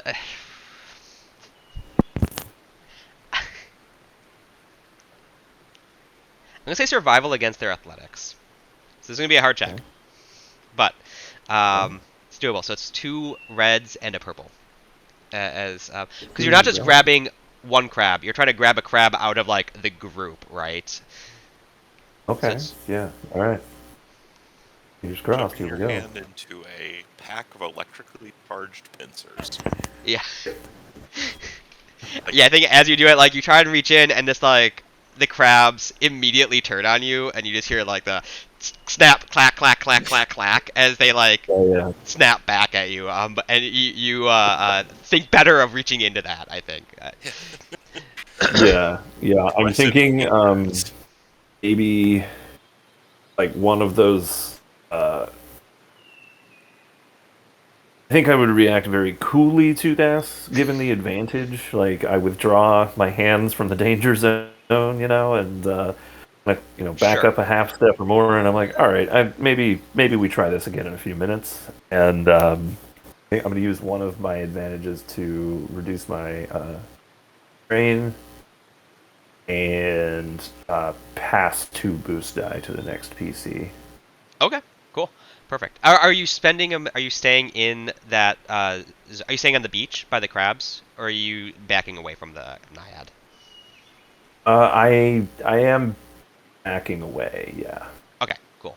So yeah, you are now at long range from the naiad. It is the carnivorous naiad's turn. It is within medium, or is within short range of Medley. You are still there. Medley took on a defensive stance, though, right? Yes. That was one of. Okay, cool. She's like So guarded, but she's like, just a minute, guys. I've almost finished. I can get it. It's fine. yeah, so like a snaking, grasping vine snakes out of the water towards you along the beach, and with surprising speed, once it exits the water, sort of snaps towards you, almost like the crack of a whip, and tries to wrap around your legs. It is. Let me make sure I have you selected, and your short range build pool.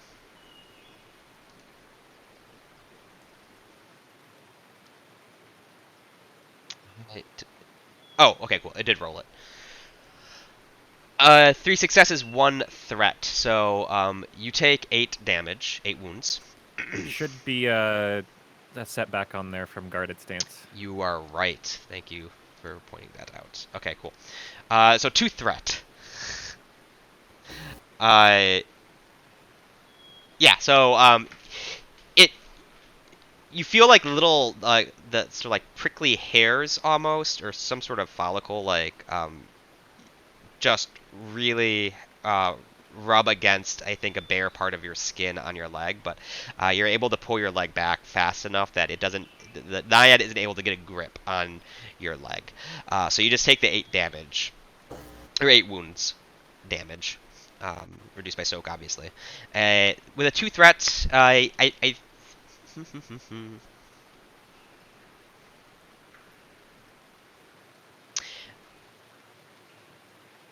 I mean, you can have it take 2 strain, of course, as always, with the threat. Can apply a setback on its next action. It's sort of up to you if you have a Yeah, let's give it some setback. Okay, cool. When it kind of swipes me, I'm gonna like maybe I just position myself a little bit better out of its reach. Not out of its reach, but just I don't know. Yeah, or like maybe kick at it at the vine a little bit. Yeah. Cool. And so one of the things about a carnivorous naiad, it is a plant, as we mentioned, so it cannot move with maneuvers, as you would expect plants. So it does not do anything with the maneuver. And it is Tenash's turn as more of the vines slink out of the water along the beach, now creeping towards Medley. So he stands up, realizing probably that Medley is in danger, or at least threatened somehow. He's been kind of sitting a little bit away, so he hasn't really noticed what was going on with the crab charging. And I think he's just gonna call out to Medley, get away, get out of there. The plant itself, the what was it called? Carnivorous naiad. Carnivorous naiad. That's just to understand this hex system. That's medium range or is it long range? That or? would be long range from you. So adjacent hexes are medium range. Anything in a hex with you is short range, unless you are engaged. And then it's just a range band per hex in distance.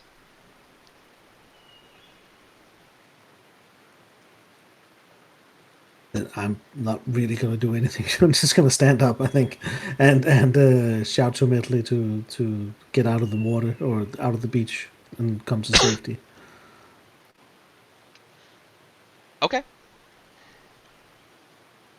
You are medium distance from Medley. Okay, you're supposed to maneuver to get up, though. You said, basically, is that what you're?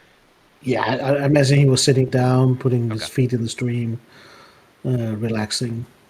I was probably going to spend a maneuver just to stand. Yeah. Okay. All right. Well, we're back at the top of the initiative order. Who would like to take the first PC slot? I'll take it. Medley's gonna be like, I'm almost done, guys. Almost done. Wow. Okay. So, 4 successes, a threat, and a triumph. Yeah, you charge the like. I think after you stomp the naiad's tendril, you like really just get right back to it as you hear Tenash yelling at you from the relatively close distance, but still a bit away, and just I grab a crab, and then we just see like some really fast arm movements that are happening off screen, but we hear like a little like clack clack clack clack, and then a zzz, and you charge the last UPC that the merchant gave you. And threat and For my triumph. threat, Yeah. I think I'm gonna zap myself a little bit and take a strain. I like that. Yeah, I think that's fair. Yeah, you take a little zappy zap as you're not the most careful with this, understandably. The triumph. Whew.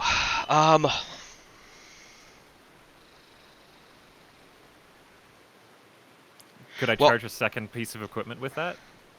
Do you have anything else to charge with it? I have my batteries, right? my camo weave cloak. I think your camo weave cloak is not like a charge item though, right? I think it is. It's because it's got an active ability, as well as a passive. Oh, you're right. Okay. Yeah. Okay. Okay. Cool. Yeah. Okay. Yeah. You are able. That's a fair use of triumph. You're able to. Yeah. Also charge your camo weave cloak. Anybody else got Yeah. something they need charged quickly? Well, we have the merchant stuff, the ones that Oh. we're. Well, you I charge. just That's what you finished the charge merchant. already. The UPCs are okay, what yes, the yeah, merchant yeah. asks you to charge. Yeah. Um, Yeah. Yeah. I'll also take a guarded stance again. Okay, okay. Yeah, I think you're like, as you're frantically beating up a carnivorous naiad and like groping these poor little crabs on the beach, you're just like, oh, by the way, anyone else need anything to charge? Everyone's like, get off the beach. But okay, yeah, next PC slot. We'll go ahead and take it if that's all right with you. I'm gonna try one more thing to try and keep you alive in spite of yourself. So.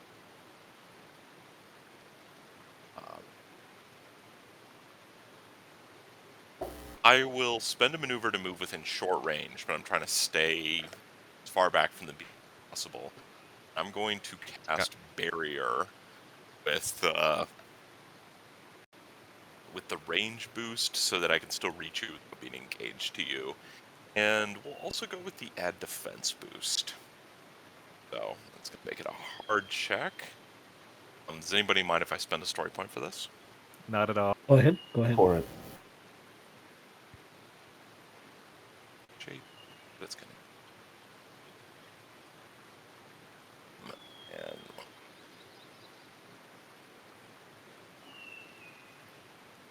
all right. Wow. So Nice. you'll reduce anything that comes in by any damage that you get hit by 2, and you gain 3 melee and range defense.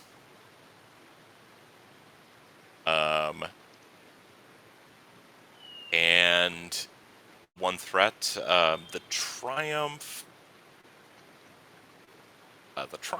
I would like to use that to not be noticed by the Naiad as I am Okay. thing. Yeah, I think that's a fair use of the triumph. Because there's no way for you to be in range of this and not be in range of the naiad. So, yeah, you are able to sort of. I mean, naiads don't have eyes, right? So they it's probably vibrations or something. So you do a walking without rhythm type thing onto the beach. Yeah. So then I hop up to perch on a stone. It happens to be pretty. That happens to be pretty sturdy, and the light flares from the staff, and this time it starts to build around you until it's like you're encased in the glowing armor. I imagine this is not the first time you've had to do this for Medley. I don't know. It might be one of the first times. I don't do it often, but it's. I mean, you've seen me use my abilities before, so it's not. It's probably not horrifying. It's not like scary, but it might be a bit odd. I just mean that Medley has a tendency to get herself Oh, in these types yeah. of If situations. anyone has, it'd be you. What does a barrier look like in this? in shaping? In this case, it looks like she's cloaked in a shimmering cloak of light, basically, as if she was wrapped in quicksilver that is constantly in the sunlight all around her. Nice. Yeah, so there's this like rippling sheen is across her. Okay, so you spent a maneuver and then you did your action. So, and also to be clear, for anyone listening and not watching, that was 3 successes, a threat, and a triumph. So, Big with money. the threat, I don't want to have you take a wound again because it's not as exciting. I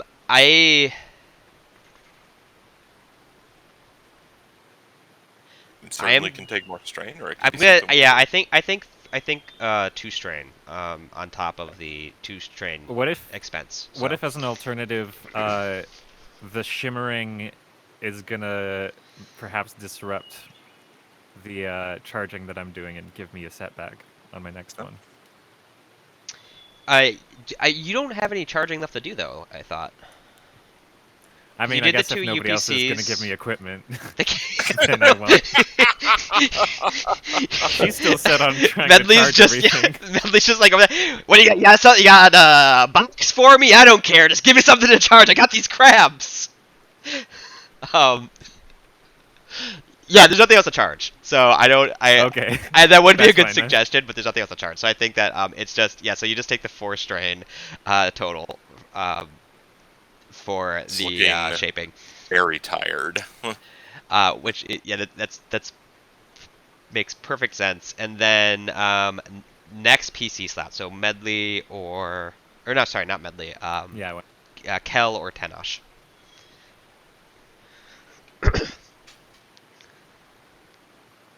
Kel went before Tenosh last time, so Tenosh, do you want to take it? Depends on what you want to do. I can provide a buff. um,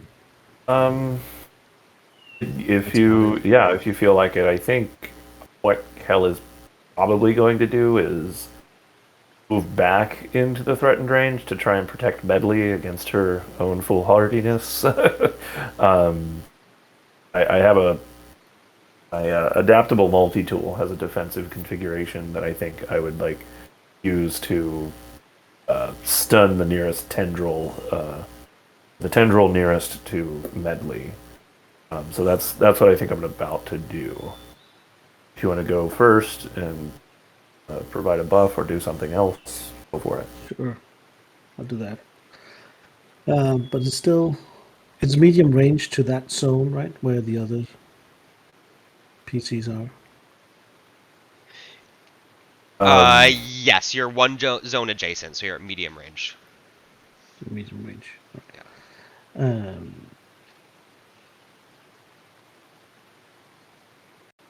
So what he'll do, he'll whip out the signaling horn, although not playing as loud as in the market.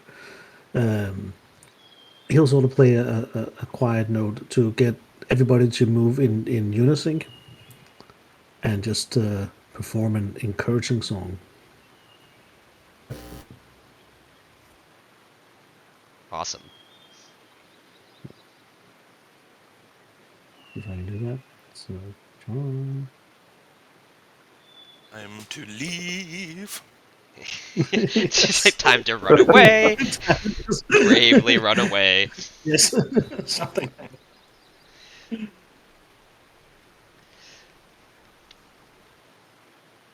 And here we go. That's 1 success and 3 advantage. So, I just want to note that you guys have been rolling incredibly well.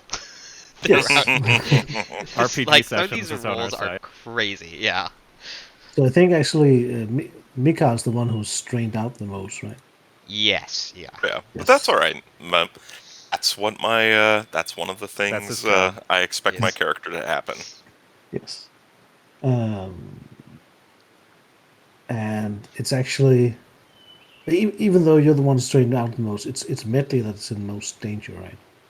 Yes. Yeah. Yeah. So Medley's in imminent danger. So for that narrative's sake, I think I'll apply this to her. So she'll add a boost die to the next check and heals 3 strain. Okay. Yeah, as the wind picks up Tanash's song and reminds Medley that yeah, you're in a bad spot, and your friends are there to help you out, but you need to get the hell out of off that Also, beach. I think it's more communicating the emotion that the group wants to get her to safety. Perfect. Okay, awesome. And we move to the NPC slot, the Carnivorous Naiad.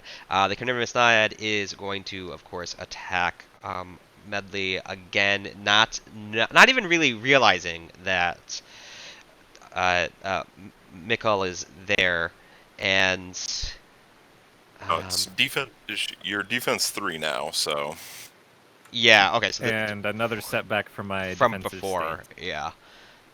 So let me do that. Grasping Vines. Oh, so Build yeah, that one pool. from the Pass that. roll earlier, and then another from my guarded stance too. So that's 5, unless you cap it. Genesis caps at 4. Yeah, it's well. So it's one from your guarded stance, one from. Oh, right. I see. That was just from the roll that we applied earlier. Although, I will. actually, I will both. I sort of ignored the caps, yeah, well, even though it's not as written. if you want to be hyper pedantic about it, guarded stance gives you defense 1. This gives you defense 3. They don't stack. You take the better. Right. Oh, Yeah. that's So right. that's actually where it, like I'm fine ignoring the cap in this case because I think it's cool as like you're all like rallying together to help Oh, protect for sure. Medley, and um, I I do additive defense. It's just like my own Yeah. personal table rule. Um, cool, and we will see. So, which is good because all of that, just barely, the Naiad is unable to get a grip on Medley. Well, actually, that's not true. So, 0 damage. However, I need to check something because I forget. And snare, I don't think I need to actually do damage for that quality to activate. Might activate off a hit, which you Yeah, it's just it's activated off of a hit. So there was no hit. there was no hit. Yeah, it didn't do damage and it did hit. Hmm. You are right. So Medley, by the skin of your teeth, you avoid not only being hit by the vines, you also do not take any damage, or also are not ensnared. You don't get wrapped up in them, which is good because that is how naiads drown people. 2 advantages. Oh, Medley can hold her breath pretty good. So Medley's like, I'm not leaving this beach, ever. Um, uh, but you do. I mean, you are like trying to like leap out of the way of the tendrils and the vines. So you do suffer a setback on your next check awesome. with the 2 advantage. And Kel, you have the final slot. Kel was under the impression that like where they were, like the Naiad wouldn't be particularly effective at like grabbing them, and now that he sees how much of the tendrils have come forth, like basically the tendrils were longer than he had bargained for. So Medley is, clearly in some danger at least. So he's going to spend a maneuver to get back out there beside Medley, and take 2 strain to spend another maneuver to whip out his You adaptable take his multi sweatshirt off. tool into its defensive configuration, Nice. Okay. and attempt a melee check against one of the tendrils near or on Medley to apply stun damage or stun, not stun damage. So I also have To the baby duty for a minute, so I have co-GM with me while we're playing. Okay, cool. So, sorry, what were you? As you were describing what you're doing with the tendrils, I had to take a child into my arms. So I missed that. No worries. No worries.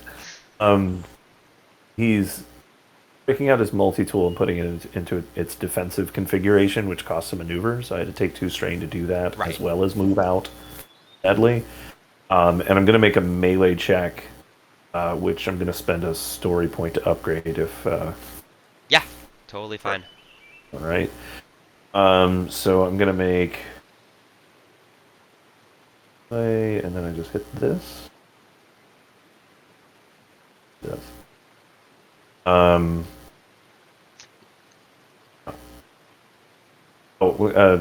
Sorry, what's the difficulty on that? So, Okay. you're making a melee check. Oh, on the tendrils. Oh, I see what you're doing. So you're trying to like basically like stop the tendrils from advancing. You're not directly attacking. It would still be an average melee check, I think, but it just you're not going to really do damage to the naiad. But on a successful check, you could add disorient or setbacks. However, it was a failed check. It's a full, so a failure and 0 side results. So it's a full wash. Okay. Okay. So, all right. With that completely empty gesture out of the way, well, not empty, but ineffective maneuver out of the way. I think that's all I've got for this turn. Okay, cool. Yeah, as you try and like you stomp on the tendrils, but like it just like they are surprisingly robust, and you're not able to like do much harm just to the tendrils. Who wants to take the next PC slot? I'm just gonna suggest Medley since you have so many past dice. Medley's just gonna set down the crab and trudge her way out of the. Oh, I just did it again. Trudge her way out of the creek. Set her things down and start putting her boots on. Be like, see, it wasn't that hard. Okay. So yeah, it's a maneuver to get out there. I guess you don't need to make a check or anything for that, because yeah. Okay. Cool. You run away from the tendrils because they had not been able to get a grasp on you or anything, and you spend, I guess, a second maneuver to. You said you're putting your boots on? Yeah, just rolling her pants back down and putting on her boots. All right, cool. Who wants to take the next PC slot? I think the only person in. I'll take it if everyone else has moved away. Yeah, I think there's still because Kel is in. Wait, why is there? You went into there, right? Kel, I never moved. That was the problem. Okay, yeah, and all of you are in short range now. Okay, so yeah, okay. So everyone's on the beach. I should still be. I haven't moved. You haven't moved. No. Oh, okay. Oh, I moved you by mistake. That's I see. Okay. No problem. Okay. So yeah, Kel and Michael are still on the beach right now. Yeah, would like to take the next slot. I'm fine. I am certainly fine leaving if that is all right.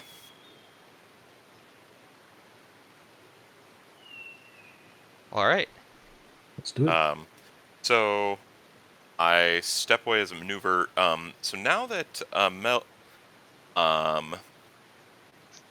Medley is not in danger, I let the spell fade.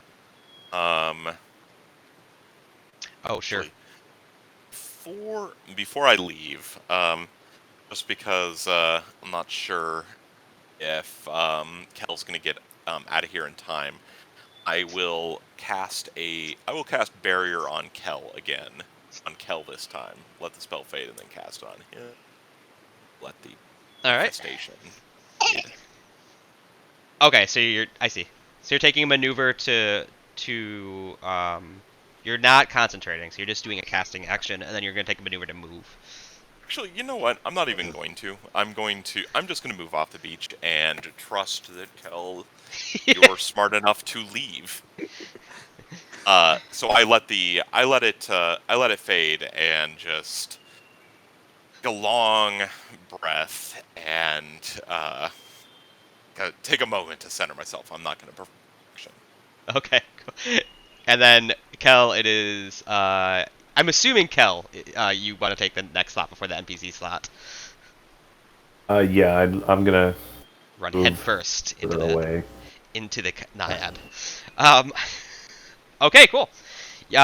With as you guys leave, the beach, the adipodal crabs daintily sort of like step over and the tendrils that are out there wiggling around and just scurry down the beach, clearly accustomed to uh, this predator. But you are no longer within reach of the carnivorous naiad because, again, it's a plant. It can't Hooray. move. So you have avoided being drowned by it and uh, managed to charge all of your equipment up with an incredible number of triumphs rolled. So you may roll your recovery checks as appropriate. Right, I'm not over half, unfortunately, so I'll... And as um I think that as you leave the beach, the sky darkens just a little bit, and I'm going to spend 2 story points to increase Discord by 1 as a GM, and that brings the Discord up to 2, which is useful because when we do our travel check here in a second, that means I upgrade the travel difficulty 1 step. Okay. As we're out of initiative and Sure. as Medley's sitting down to put her boots back on, she kind of notices the gash in her leg. And she's going to... You want some She's help with gonna- that? She doesn't. She, without responding to your question, is going to try and perform medicine on herself. Oh, okay. Oh god, let me pull up I actually don't remember the medical check rules off the top of my head. So it'll be plus- 3 since If you're I'm over below half, you're below half, it's 1, and then it's +2 if Yeah. you're doing it on yourself. Yeah, and Yep. 2 setbacks since I don't have Or no, medical it's supplies. +2 on yourself. It's +1 if you have no equipment. So, so it's 4. so it's gonna be 4 difficulty. Yeah, Gotcha. this is a tough medical check. But I mean, the worst that can happen is you take a bunch of strain, and then bleed Yeah. out and die on the beach. Yep. I mean, because clearly my friends aren't going to do anything about it at this point. Well, They're like, we tried. Medley had this coming. All right, Yeah. always getting into trouble. Whatever. Survival of the fittest. But yeah, so 2 failures. So I mean, you don't take any harm or anything. Nothing bad happens, but you're just not able to dress your own wounds.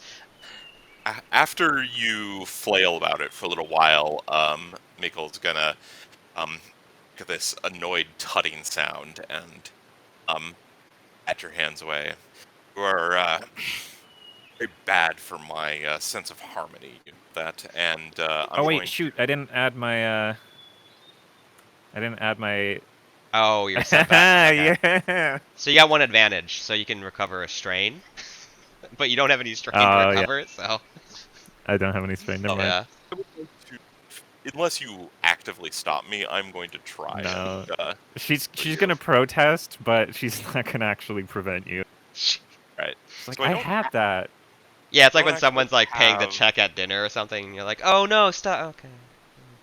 I don't have ranks in skill, but I do have surgeon and survival medicine. So I'll add a success. You're going to take some strain from it, from my rough and ready work. Ow! Hey! just 2 difficulty because you're below half, but I don't have any medical tools. Yeah, so that'll Um, increase the difficulty by 1. all right. So I will heal 2 strain from you. Well, actually, I can't heal any strain. You don't have any yet. So Right, basically, yeah. I will. I'll heal 2 wounds from you. And can I spend the advantage to heal my own strain because I feel better after being able to fix it? Yeah, no, I like that. I mean, just because you guys are a team at this point, maybe not like the most cooperative of team, but you're a team, so I think it probably makes you feel good to like help each other out. But I definitely tut at you, and it's a little painful as I bandage it up and um, to scrape the barbs from the naiad off your skin. Perfect. Cool. Any I other check? Yeah. I also have a healing salve if we want to Right. get rid of those extra 3 points or those 3 wounds. And healing salves in this setting, they start at 3 wounds that they heal, and Right. then deplete from there. So they're not quite as good as a normal healing patch or painkiller. All right. Anything else, or should we move on to the travel check? We can move on. All right. Cool. So we will switch to the travel check. One of the features of the systems that has been implemented is the traversal mechanic. So this traversals are basically traveling through the wilds from place to place, location to location, and the way they work in this splat is that they're a pretty simple skill challenge in that everyone uh, makes a roll, and so long as you half of the rolls succeed, uh, a half or more of the rolls succeed, you complete the traversal without a hitch.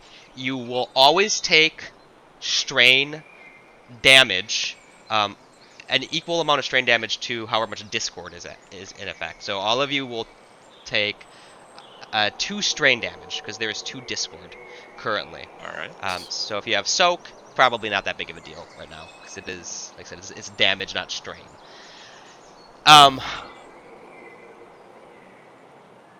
So you guys are headed to Ancestor's Grove. I think that the path from Ancestor's Grove, or to Ancestor's Grove from Kobo's Market, is like this. These are well-known locations. These are well-traveled paths. So this is gonna just be 1 purple. It's gonna be an easy traversal check.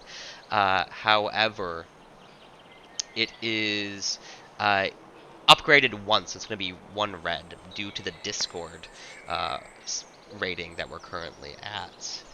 So one of you will have to roll a survival check, but otherwise you can roll whatever you want for the other rolls. And this is a good opportunity, that I say in the splat itself, to recouple characteristics to different skills and do sort of interesting, engaging skill characteristic mixes.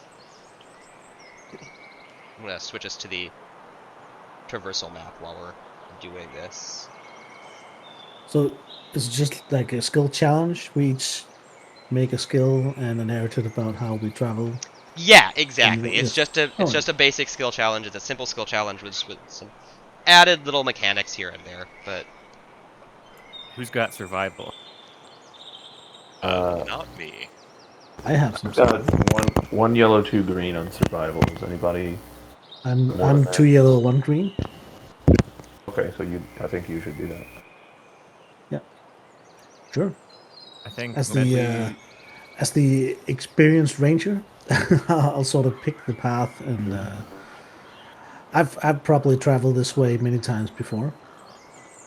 I think so. So yeah, so I'll sort of pick up the pace and say, all right, good job charging everything. Now let's go out and find Rifty. That's what we're here for, and that's what we should do. And sort of set the direction towards the ancestral growth and just set not a quick pace, but a sturdy one. Okay. Right. So you'll say, go ahead, Sam. Oh yeah. You can finish up. I think I know what skill I'll end up going. Please go ahead. All right. What was the difficulty again? Just one red. One red. Yeah. Yes. All right. And 2 successes, an advantage, and a triumph again. Triumph. Wow, what a surprise. So okay, so your successes, you are on your way to making the survival check, or the traversal check, and succeeding on it. Some suggestions for the advantages that I've built into the table here. So one advantage, inclement weather calms down and is no longer inclement. That's not quite an issue yet, but that'd be like the level of um, be the level of sort of narrative advantage. You can also just do a standard like passive boost and everything Yeah, like that I too. think that's appropriate here. Just pass it to the Yeah. next one, sort of. So you can be like expert Yeah. survival guidance. Yeah. The triumph though, so I have suggest as sort of guideline suggestions. You can soothe 1, so reduce discord by 1. You can also count another PC's failed check as a success for purposes of the traversal. We hold on to the triumph for a second, see how everyone else does. Yeah, I was gonna say you Yeah, could hold on to the yeah. triumph. I would like to hold on to the triumph for a minute to I see. think he'll do that. Okay. Just narratively, he just knows this path. I mean, he's been here a lot of times. He'll probably like go by different waystones and lay a little rock on top to sort of mark a path for other Perfect. rangers to follow. Do these little things carefully, almost mechanically, like he's done this many times before. And which is interesting because yeah, there is there's also an item. Trail markers are an item too, which negate the need for a traversal check if you have them already and like have laid them out. So it's sort of like a similar idea, but not quite negating the need for a traversal check. Who would like to take the next check? Go ahead. Or no, go ahead if you want. Yeah, could I have Medley do cartography? Yeah, definitely. So yeah, tell me what you're using the cartography skill here to do, but I think that's totally appropriate. I think she would just maybe even be sketching out the path, making a little record of where they're traveling.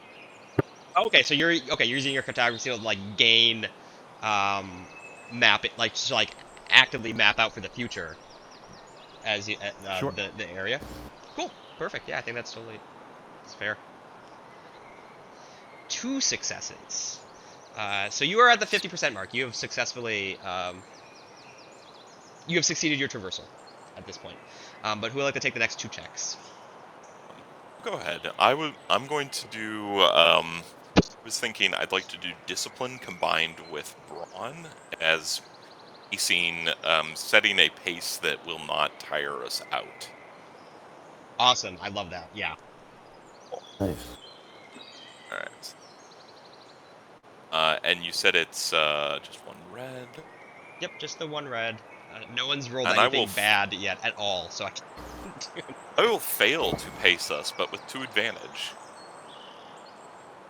Yeah, so 2 advantage recommendations is so you feel inspired and may apply a boost to your next endeavor check. So endeavor is a mechanic that we're not using, but it's sort of the downtime activity, and it's sort of like building up the communities in the valley and sort of improving the state of the valley is what endeavors typically are. So if we were doing a longer campaign, that would be like an awesome thing to You know what? use. Let's. I'll spend that 2 advantage to say that in the Nebulous Longer campaign, I'm inspired by gain a chance to really get up in the mountains, look over the valley, and I'm convinced that my choice to leave Tumbledown and start doing more traveling with the Rangers was the right one. So, Awesome. Okay. Yeah. So in the uh, full campaign that is sure to follow, uh, the you gain a boost on your endeavor check, which would be like in basically the end of a session or beginning of another session. Is sort of how I imagine them happening. Perfect. perfect. Who wants to take the last? And well, I guess it's not really a who question. Kel, are you taking the the last check? Also, nice, buddy. Yeah, I think I'm just gonna roll a regular old vigilance check, just making sure that Keep an eye out on we're not things. being, I guess, trailed by any predators or anything like that. Perfect. Okay. And I do get a boost on that due to my explorer ability, Undaunted Seeker. Um, Oh, so I'm right. gonna add that. Right. And you said it was a single red die, right? It's just a single red die. I was thinking about upgrading it one more time, but it wouldn't make that much difference.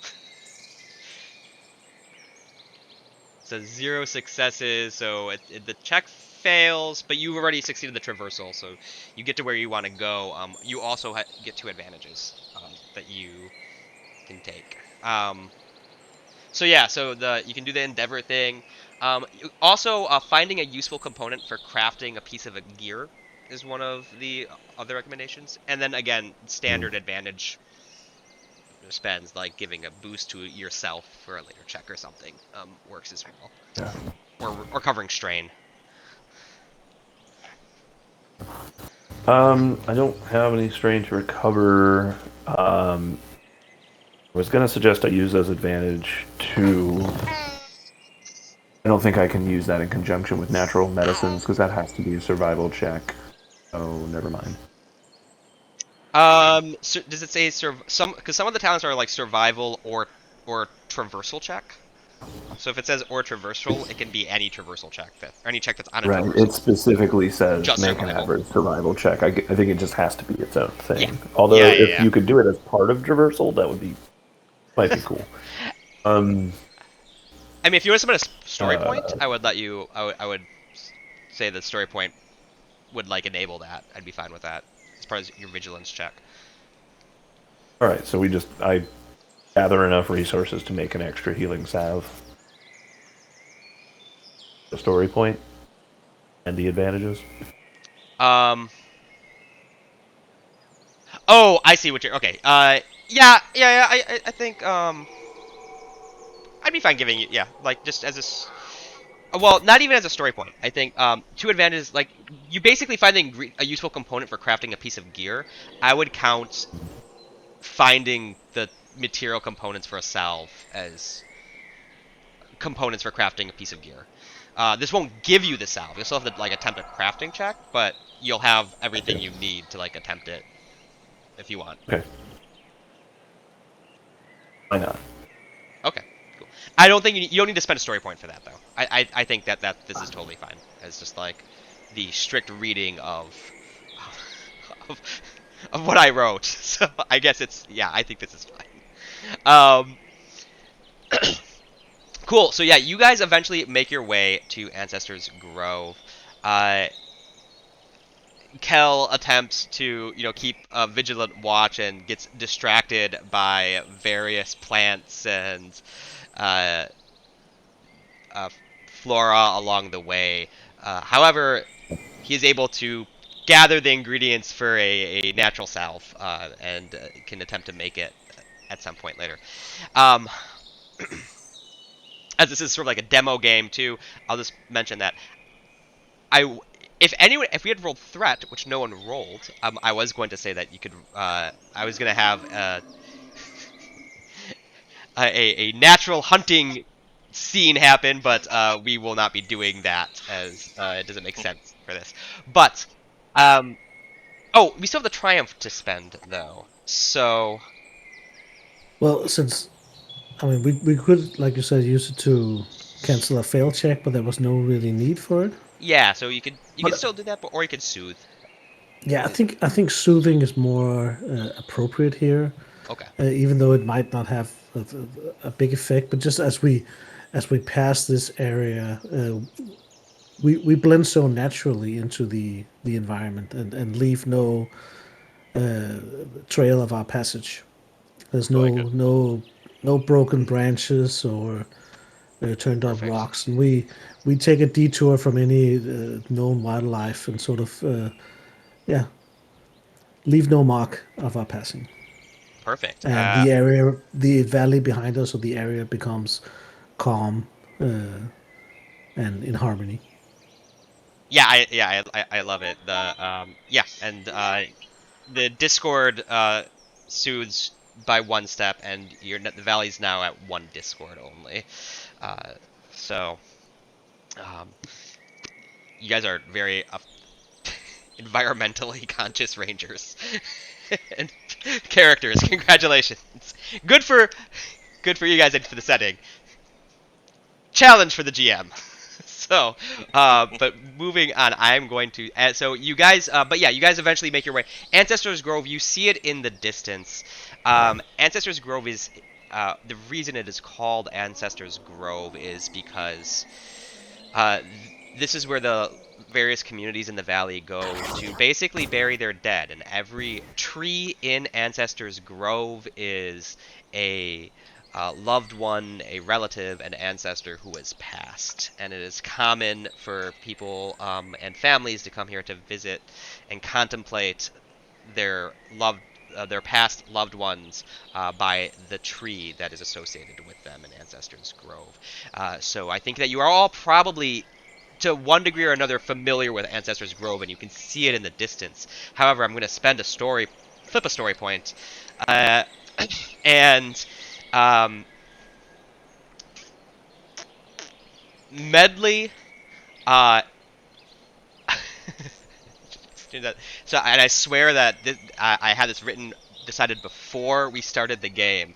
Um, Medley suddenly, you see, like the camera sort of like focuses on pans across your face as you're in a line as you traverse, and suddenly we just see like Medley's head drop out of frame straight down as you fall through a weakened ceiling of some sort into some underground installation. You find yourself about 20 feet down into the installation. Um, and it's dark, very dark. It's incredibly hard to see. And the way that mechanically we'll do this is an easy skill challenge to make your way out. That means it is 10 uncancelled successes before 4 failed checks is what you need to make your way out of uh, this buried ancient ruin. All right. The first thing Medley's gonna do is stay calm. It's the most important thing to do in any situation. All right. First I'm gonna roll cool, and you said easy. So it's an easy skill challenge in that you need 10 Oh, okay. uncancelled successes before 4 failed checks. But we'll determine the respective challenges based on the role and the context. Um, Cool. so, like I said, it is very dark. And also, I'm using the Buried Ruins pre-made set piece from boost number 8, if people want to Ooh. use this, and it follows those rules. Available on the Foundry, and the I think that, so it would be hard to keep your cool after having just dropped like 20 feet. I'm not going to apply fall damage because I'm not that cruel of a GM to apply the deadliest creature in Genesis falling one story. But the but it's also incredibly dark too. So yeah, I think it's going to be 3 difficulty and 1 setback from just it's dark and creepy. and All then right. it'll be a discipline check. It's basically a Can fear we check. help her in any way? Yeah, I mean, Discipline instead of cool. I think after this you can try to help, but so like, yeah, you can definitely help her like overall. Like this is a skill challenge for all of you, but I think that this is like a discipline or cool, whichever one you want. It's Cool. a fear check basically. I think that this is like happening so suddenly that there's no opportunity to like assist on this particular check from you guys. Do we want to put 2 more setback on this since this lines up with Medley's fear? Why, yes, we do. I am so happy you mentioned that, and I will even give you back a story point to use as you will for playing fully into your character's motivations. All right. So this is not looking in her favor at all, but we're gonna roll this anyways. You can upgrade you can upgrade it with the story point if you want. Well, you don't need to Too late. because you got 2 successes and 3 threats. So you keep your cool. I think, which means that yeah, basically you like, you're not gonna like suffer setbacks or anything. You're not gonna freak out as you fall down. You're able to like keep your shit together. There is a very faint coming. Crash. Guys. I actually like what. Does your character make any particular sound? Because right now I'm imagining it sort of like Tina from Bob's Burgers, the groan. Yeah, she's just like, Wow, that is Can you guys spot on. Can you guys hear me up there? And yeah, the 3 threats. Let me check one thing. Because I had a special rule for something. You know what? I'm gonna pocket those 3 threats. So don't worry about it right now. Ooh. They are having an effect on something else that's happening off screen. Oh boy. Exciting.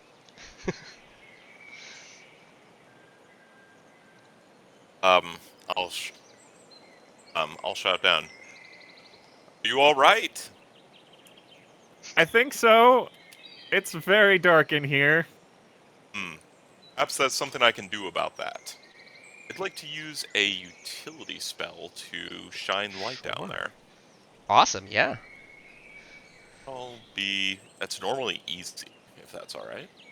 Yeah, I think that. Yeah, I think. And that's like a small amount of light. Like it illuminates basically a short range. I'll increase the difficulty to increase the illumination. Okay, that's fair. Just be 2 difficulty then. Average. 3 successes. Nice. Yeah, and the most exciting of Genesys results, just raw successor failure, no side results. Fine. You did it. But yeah, so what does this look like as you send this illumination down into the pit? So it's pretty simple. Like there's the one shaft of light that went down into the hole that Medley fell through, and then that shaft just starts to spread out until it's illuminating the whole area around. It's like or diffuse, but lights up everything. Awesome. Perfect. And yeah, as the light illuminates the room that you're in, you notice one. This is clearly like some sort of rune from of the ancients. This is it is obvious that this is probably linked to the arcology. That I think how common knowledge is it, Sam, about like how far the arcology extends throughout the valley? People are aware that the arcology's around, but most people they know that it's more than just under Spire, but like specifics, Not so much, sure. not so much. But it wouldn't Okay. be like it wouldn't be a like oh my god big Okay, surprise. sure. I'd be like oh wow that's cool. Yeah, so okay, so yeah, I think like it's clear that this has like the same technology and styling of the arcology. Whether or not actually connects to the arcology. You don't know. You can't tell for sure. But just from the walls and the architecture, you can tell that with as the light illuminates the room. However, a number of hallways. You're at something of a juncture of about of three different hallways, and they all sort of go off in other directions. Debris filled and cobweb filled and dark and spooky. Oh. I think at that, Medley's gonna flick on her goggles. Ooh, it's a good thing you you tempted fate with the carnivorous naiad and charged those goggles. Uh, and she's gonna explore a bit. That's one of her other motivations is discovery. And Sure. specifically the arcology is something she's very interested in. Perfect. Are you gonna attempt a check on that? If you'd like Or, me to, if I'm not sure if why don't there's. we see what Tenash and Kel are doing, and then we can, yeah, we can do a check. If you want to like explore, or, like decipher some of the not ruins, but just try and like piece together the puzzle that has been laid before you. Yeah. So the shaft she fell down doesn't look comfortable. I mean, it's not like we can. It's not a it's not like it's not a shaft really. It's there is a room beneath this hill, and you just happened Medley just happened, of course, to be the one that walked across something that the entropy of time has weakened to the point that it could not support human weight and dirt above it. So looking down, you see that like the room opens up beneath you. It's so you could if you had like rope or something or whatever, like you could climb down there or try and very cautiously jump down there, but uh, you would not be able to exit that same way unless you used rope or something. So it's like I said, it's Can like we lower a rope down to you and lift you back up? Yeah, just 1 second. I'm looking at something. So we could try and find maybe an alternative entrance exit somewhere. I could always use my powers to try and lift her up, but Miko looks uncomfortable with the idea. I would hate to fail when she was partway into the. Oh. Hmm. One of us has rope, I take it. you can flip a story point and say that you have rope. That's if you don't have it in your bags as like a thing, but yeah, I Did think not like get any rope. I have boots.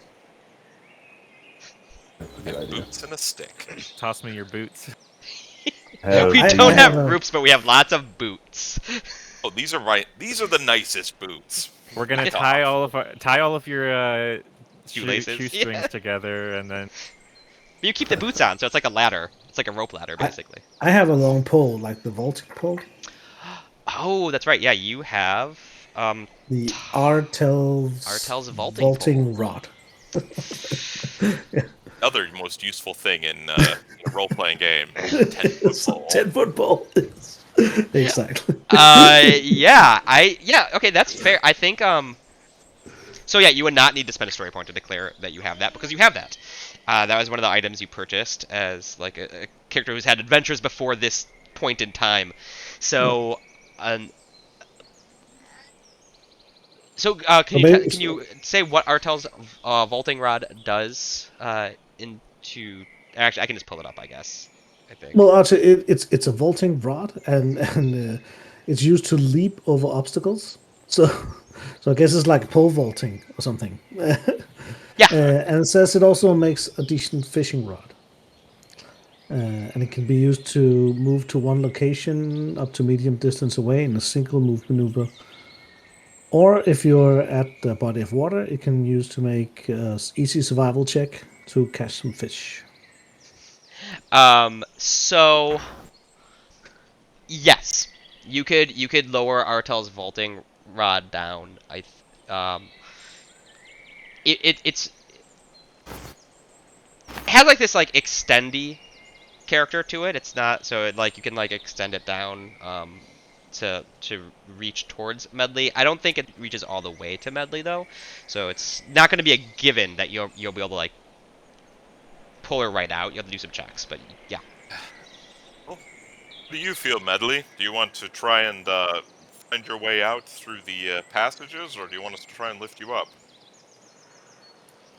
I'm gonna take a look at this just really quick, and then I'll. All right. Sure. I'm gonna instead I'll put down the rod and just bring up this weird horn thing. I'm just gonna play our song up here, and you can listen down below and see if you get further away, and if you get lost, just follow back to the sound of the horn. I Okay. I really like that. That actually makes the anthem stuff Yes. not as like I love like the music abilities, but the music talents are like in the Yeah. fiction always strike me as some of the silliest ones where you're just like you just pull out like a harmonica in the middle of battle and you're like, hey, remember this old ditty that I used to play when we fought? Doo-doo-doo-doo-doo-doo. But what you're doing right now, I think that's perfect. Like you're like a signal to follow if Medley gets lost in Yes. the ruins. Cool. I So it's he's not a just he's just gonna sit on the side of this hole and just play this tune slowly and melodically to if Medley gets lost, she can follow the sound back to this hole, so yeah, I she think doesn't get completely lost in the ruins. I'm gonna say that's a average resilience check. As you're just sort of like trying to maintain the the it's a horn, right? So breathing control, Yeah, really. yeah. Resilience. All right. Why not? And I'm just going to keep running that light spell. Manifestation. Now I'm thinking I need to make a circular breathing talent.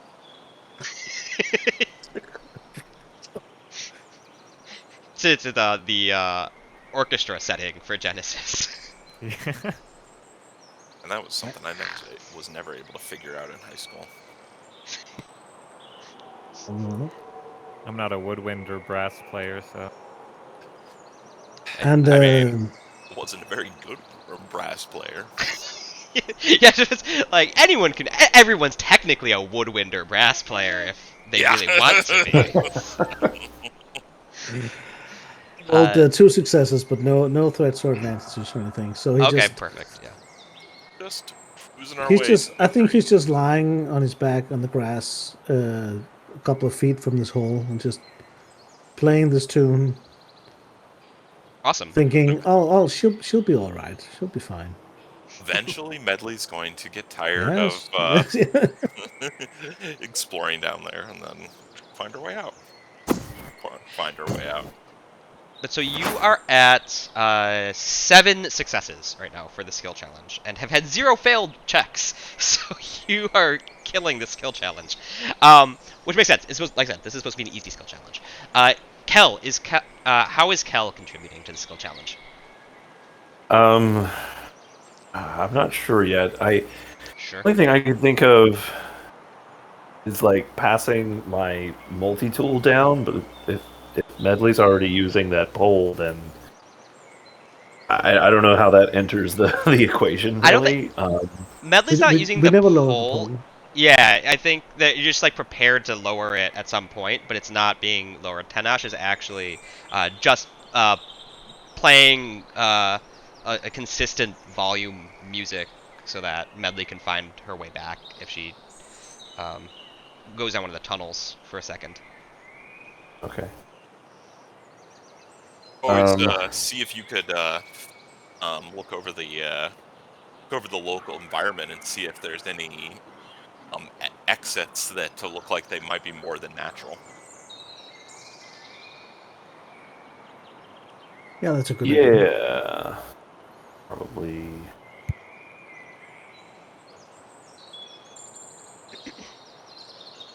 What would we call that? Like a perception check, maybe? That I would say, yeah, I would change the difficulty depending on which one you choose, but I think perception would cover that, or survival could cover that as well. Um, yeah, I think those Let's would be the two go. most likely. All right, let's use survival then. Okay. For survival, I think that it's going to be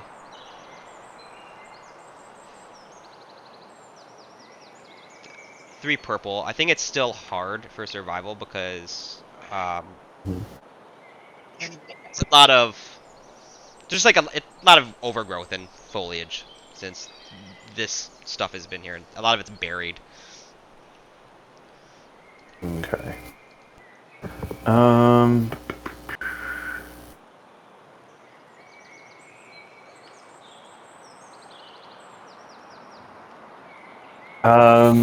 I don't know if it makes sense to use my multi-tool in its bushwhacker configuration to get a boost on that survival check, but Yeah, I think that's a great idea because in the bushwhacker configuration, I mean, so yeah, you're like going around and like clearing foliage. I'm just trying to clear some foliage and try and, Yeah, it's going to help me, if there is one, locate another exit yeah, from this. exactly. I think. Stop. And I'm I think. also going to spend a story point to upgrade that because Okay, I think I perfect. need. Yeah, Nice. yeah. I think these are all like totally make sense in the fiction. Right. Let's go. So it's still your first failed check, but you got 2 advantages with it. Yeah. I'll just pass boost dice. Okay. With that, I mean, maybe pass a boost to medley for further exploring the ruins, just as yeah, like even yeah. maybe you're not finding any other entrances, but maybe you are finding exposed parts of whatever this facility is. Mm. And like the echo of like the bushwhacker can be heard down in the uh, throughout the facility by medley. Yeah, I was gonna say sound and or maybe light Yeah. if there's any uh, windows that are. Perfect. I think that makes sense. So Medley, you have the boosts from or the boost from that. Who would like to go next for a skill check? I think I'll roll perception, Okay. spending my pass die on my. I'll spend 2 charges of my goggles to get 2 boosts as well.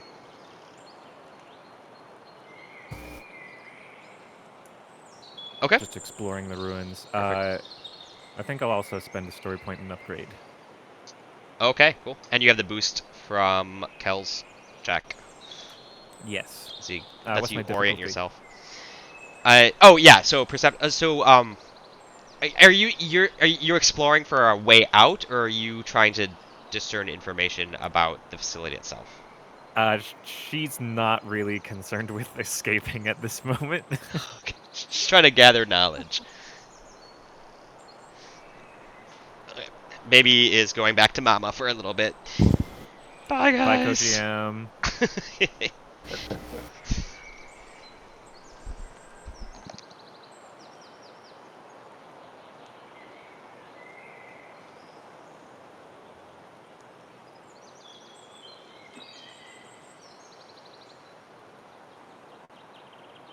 um. Okay, so sorry, I don't that interrupted my train of thought. So yeah, you're doing a perception check. You're just trying to find more now, like understanding of the facility more. That average check, I think this you're basically it's like an open-ended question type thing. 1 success, you're at 8 successes total. 2 more advantage.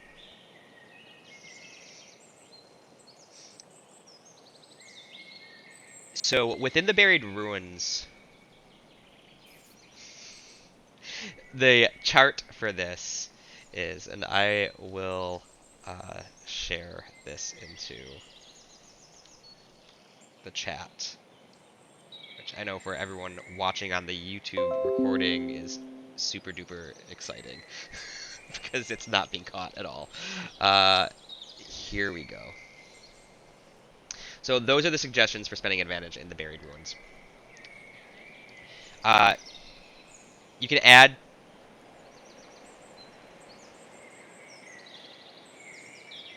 two boosts to the next skill of your choosing. As you sort of discern, I think there's some murals in here,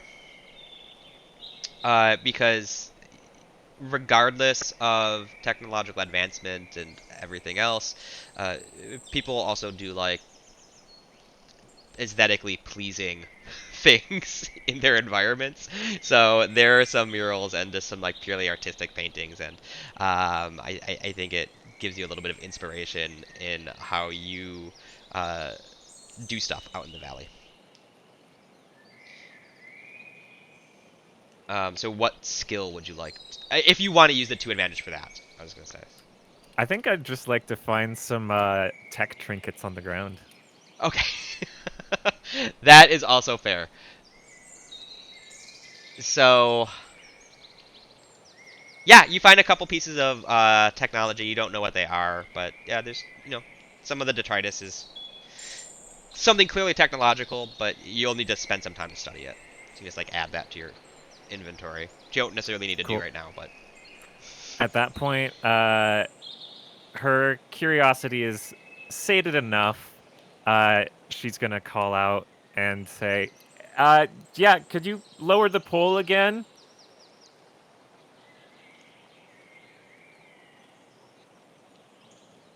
Sure, I'll stop playing if you're coming back to the Yeah.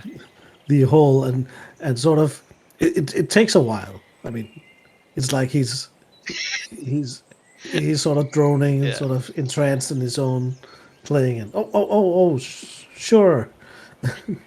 I also like to imagine that Tanakh is so good at circular breathing that he's actually literally saying this while continuing to play. Yes. He didn't say like he has stopped playing. He says he will stop playing. We'll stop Yeah. playing. And when he lowers the rod, would you say that the rod is within short range of the floor? Yeah, it's within short range of the floor. Like you can jump up and get it, but it's gonna take an athletics check to jump up and grab it. Not with the parkour talent. Yeah. Okay, good point. Good. Yeah, so yeah, Fair. Medley's just gonna run, But kick off a wall, and grab the as bottom of the rod.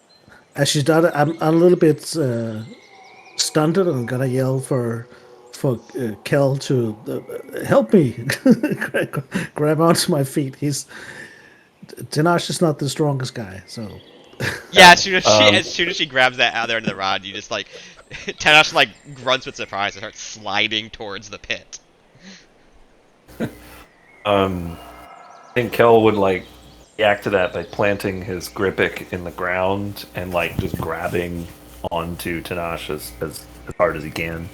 Okay, She's cool. just gonna be like scaling the bottom of the rod as Just totally they're bracing themselves. oblivious to this. Yeah. What's Bristle doing?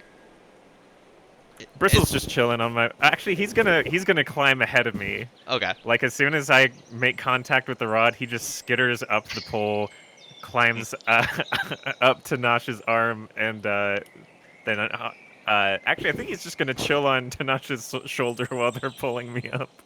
Just trying to lend aid. Okay, cool. Um.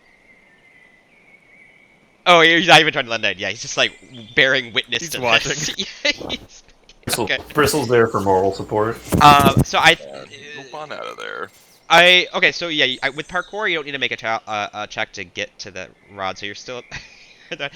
We're at 8 successes and 1 failed check. I do think that it will be an athletics check from Tenash to at least maintain the rod and probably try and like pull you up actively. It'll be hard, so three purple.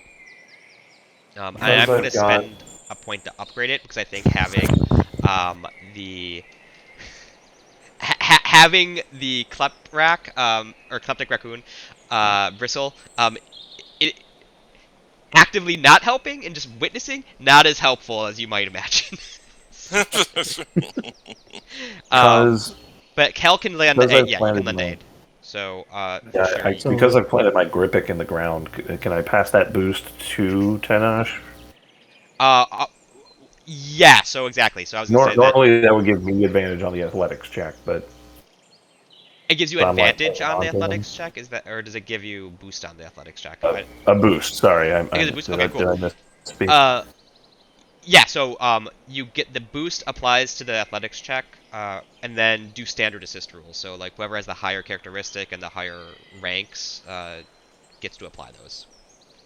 All right. Well, So I'm I have I'm 2 brawn and no ranks. I'm the same. So it's just a boost. okay, so 2 boosts. Two boosts. All right. Oh boy. All right. Here goes. He sort of strains himself, and he looks a little bit freaked at the bristles. like these scrawny Remembering, guys. he's remembering the other kleptic raccoons from the market eyeing his ranger badge, and he just got that, and it's sort of dangling just in front of Bristle's face as he's Love trying him. to haul up Medley. Yeah, like All right. Bristle, like it's like Bristle's eyes go as wide as the kleptic raccoons from the market, and like you just see him like sort of licking his lips and just totally hypnotized by the ranger badge. All right. Here goes. Ooh, there we go. Hey, Three there successes, we a go. threat, and a despair. There. But that's great because you succeed the skill challenge. You are over the 10 successes, so you're able to uh, grunts and groans and no help from Bristle, able to pull Medley out of the ancient facility, and with a threat. Um, I'm not gonna. so you as you are all celebrating are happy to see Medley lift herself out of the final stretch of the from the facility. Bristle, on the other hand, uh, like snatches your ranger badge without you noticing, and like and bounces off back to Medley. So uh, Tanash is not aware, but yes, you have lost your ranger badge for the moment. However, Bristle has it, but you might not know that for a while. Um, with that despair, so this is a little off from the buried ruins thing. You actually this works perfectly. So you see cresting over the hill just behind you. You hear um, this like sort of almost mechanical sound, but it's also like a squelching sound at the same time. And I think um, Tenash recognizes the sound actually, and uh, this is a caustic mulcher. It's a biomeld. It is this like almost spider-like merging of flesh and technology. Whether or not it's actually integrated itself into the ecosystems, not really sure, but they are very dangerous. And it is charging directly towards you, spewing a caustic spray that breaks down just the whatever organic matter is in front of it. That it mulches through caustic spray. And uh, as it's about to come upon you guys, it drops and falls directly into the facility as another part of the roof gives way, and you avoid the confrontation entirely. But there is now a caustic mulcher sort of screeching and rampaging with, not screeching, but just sort of like running amok within this strange facility. I'm gonna scramble away from the hole and look around and make sure Metley is okay and everything is fine. And then say we should probably leave some sort of warning here. Perfectly honest, dropping it into the hole was going to be my plan too.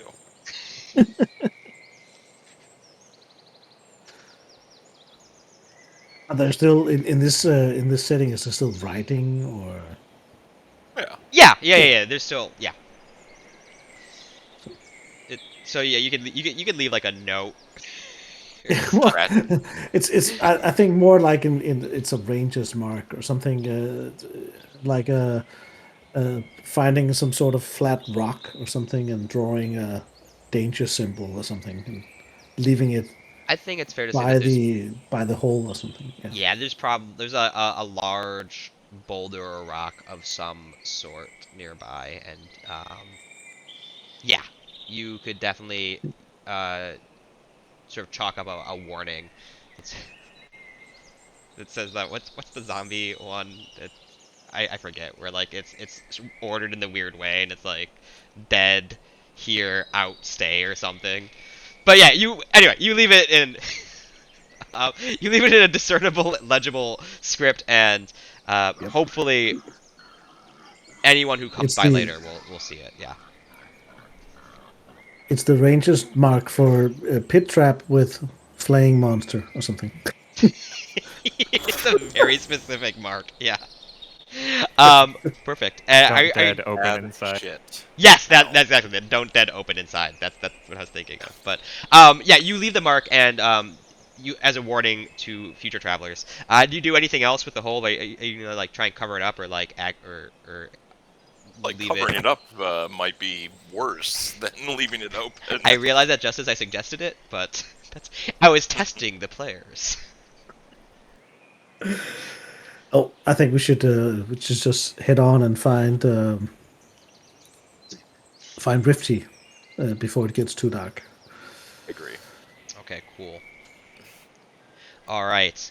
Uh, you move on the ruins and the caustic mulcher behind you. You get to Ancestor's Grove. In Ancestor's Grove,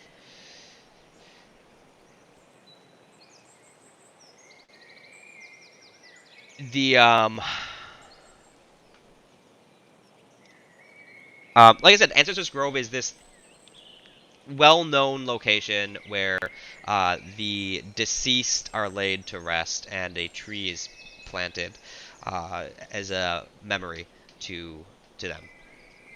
Um, you were told that Rivke had got into an argument with her parents while visiting the grove and then stormed off. At this point, it's getting pretty late into the evening. It's not quite dark yet, but we are approaching the twilight hour. Uh, how would you like to go about inspecting the grove to find Well, Rivke? her parents, her, I don't think it was her parents. They did say she was an architect of some sort and interested in stoneworks. Yes. So, guess look out for any sort of stony areas or structures, something like that, and just I'll say fanning out and keep a lookout, I guess. whomever has ranks in. So, if you have ranks in cartography, I think that this would be a check where you could like check your knowledge of the local area uh, for types of features. You could do a check here for that. It would be average difficulty. I think it I've got might. a I'm not rank. sure if it's just medley or I thought there were two of you with cartography.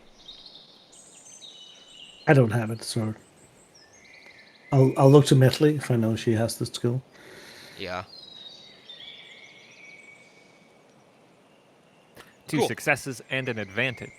Awesome. So, yeah, not too far from here actually is the Boulder Field, and It is, as you might imagine from the name, a place where there's lots of rocks and of fascinating shape and structure, and it's a it is the basically it is the eroded debris of what was once a large craggy mountain that has fallen to the ravages of time and is now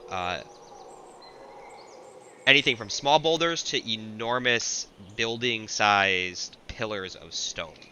Um, so that is where there are rocks nearby.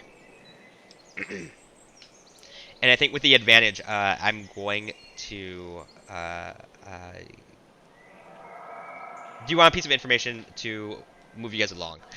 Basically. Yeah, that'd be great. Okay. I noticed something Um, important. Actually, I'll be right back, guys. Sorry, I need to step out for a second. Okay. Should we continue with this or? Oh, please, keep Okay. going. Cool. Um. Yeah. So. Yeah. We'll this will be a very advantageous advantage, and I think that someone else who has your highest survival ranks. That will be me. I have 2 ranks in Tanash. survival Okay. and 3 in cunning. Okay. Yeah. So Tanash, you while Medley is consulting her memory of the area, you notice some tracks even pointing off in the direction of Boulder Field. All right. I think we should start moving after the tracks. Okay. Is there any, like, how old are they, or is that discernible? They're pretty fresh. I mean, it's not tracks. It's not like a footprint or anything. It's not like a muddy footprint. Okay. The Yeah. tracks that you discern, it's like broken uh, branches and twigs and All right. compressed grass. So Just they would something have to moved be here relatively. recently. Yeah, exactly. Yes. All right. We'll start down that direction. All right. All right. Yeah. Why don't we? Okay. We'll just move along to that spot then. So as you approach. So if you're just heading straight to Boulder Field, it'll be another travel check, as that is another node on the map. Let's do it. Since it's getting dark, like you said, right? Yes, exactly. So like I said, you're approaching the twilight hour. It is getting dark. As you can see here, I'm just gonna sort of ping. So you were at. How do I ping? Oh, pointer. There we go. So you were here before at Kobo's Market, and you made your way to Ancestor's Grove, and now you're going over here to Boulder Field. It will be another. This will be an easy check as well. Actually, that's not true. This is an average check. This is not as well traversed. So this is an average check. However, Discord is only at 1 now, so it's not upgraded in difficulty or anything like that. So again, what we do for these checks is everyone has to roll, and so long as you get at least half or more successes on your rolls, you complete the check or the traversal. So who would like to take the first roll? If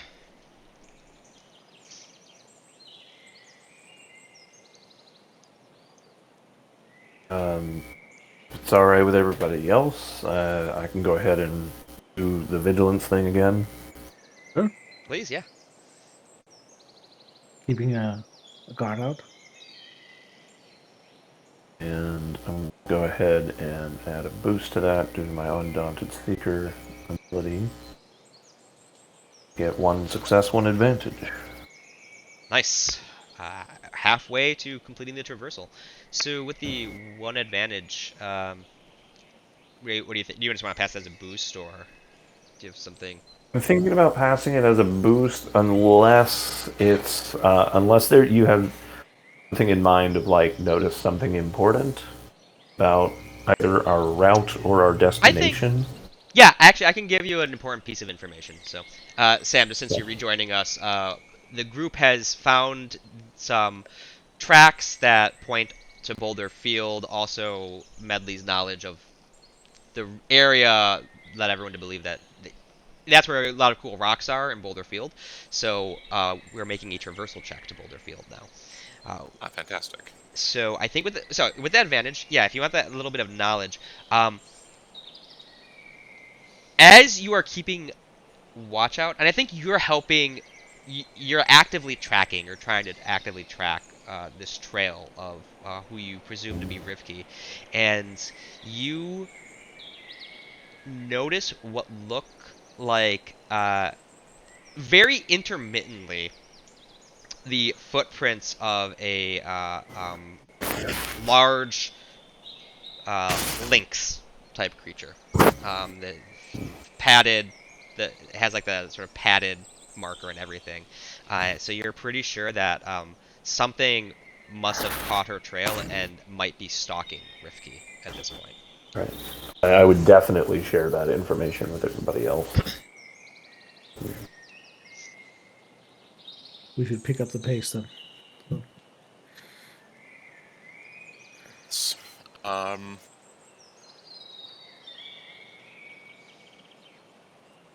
I got to make a traversal check as well, right? Yes, everyone has to make a traversal check. You are So halfway to this, success, though.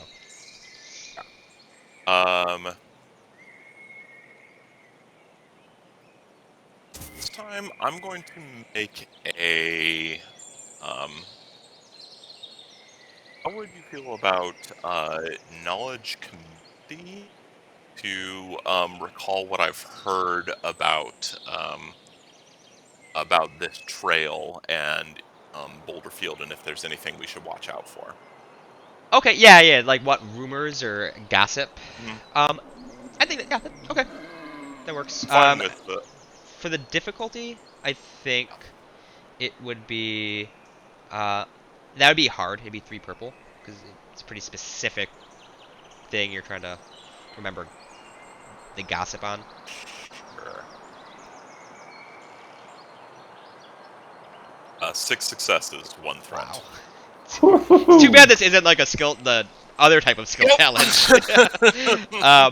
But I think with that 6 successes though, so you take 1 strain, as you, All right. as when Kel mentions that there's some sort of links tracking, um, Rivke, and you actually just recently were in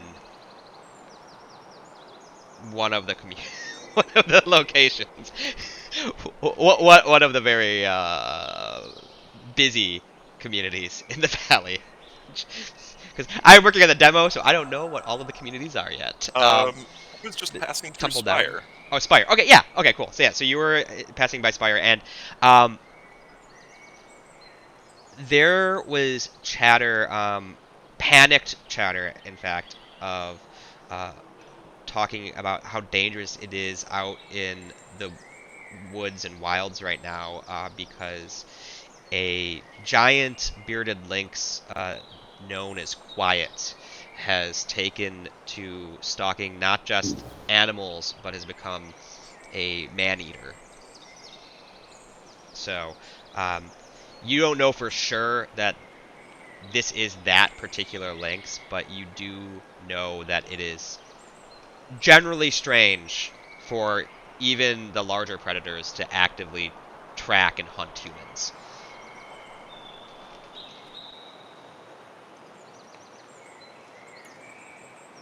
Could Medley roll athletics to just kind of be, like we said, trying to pick up the pace? Sure, yeah, yeah. As you're trying to like just hustle people along, and I think that'd be an average check for athletics. I'm going to spend a story point up. Oh, you already rolled it, so. My bad. No, that's fine. No, Don't worry. I'll re-roll it. Okay, I'm gonna spend a story point to upgrade the difficulty. I think just as you are trying to up the pace, but also with what does Michael explain this to everyone? The about the gossip.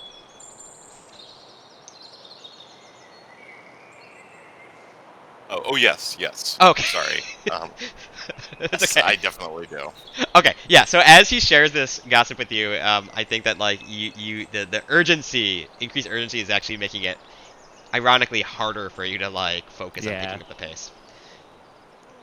Okay. Ooh. So, one failure, but three advantages. So you're not able to really. Uh, your anxiety gets the better of you. Unfortunately, you're not able to like keep the pace up. The next roll will need to be a survival roll, by the way, just because we have not had one yet. I'll do that then. Okay. Just Uh, what would you like to do with those advantages? We got three advantages. Do you want to pass that on as a boost?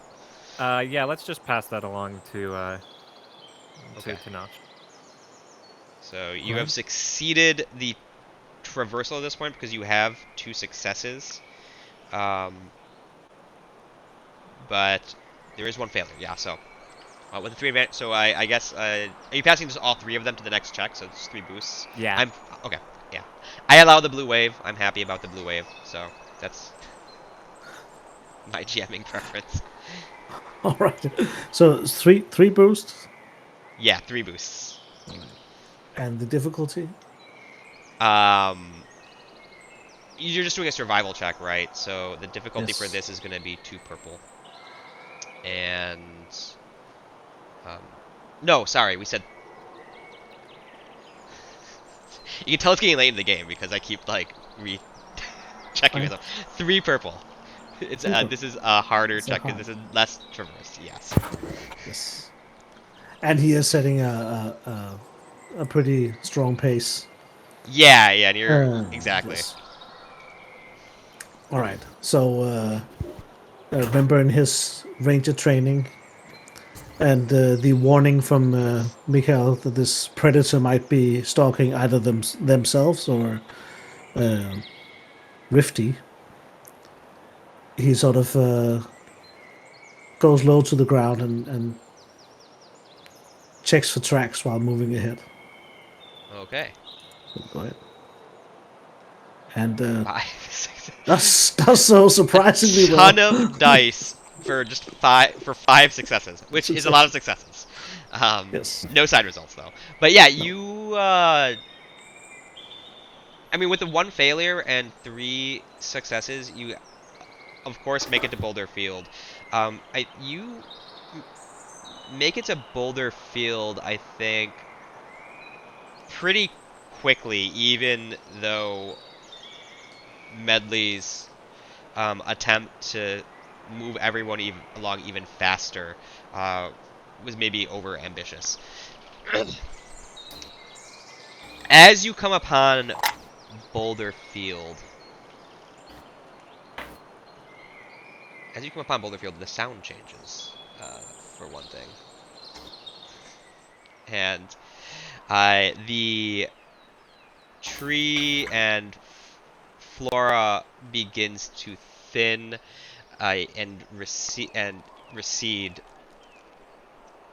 to make room for, like I said, what is initially just a spread of like smaller boulders about maybe dog size, and then as you get deeper into Boulder Field, they get progressively larger and larger to, uh, maybe size of a moose, then to the size of a bus, then a house, and then eventually you find yourself standing between these towering pillars of stone, the skeletal remains of an ancient mountain. Weaving through these stone pillars, you see let's switch to the scene. But you see a young girl in her 20s, uh, loosely curly hair, and let's see. Let me put your characters out here first.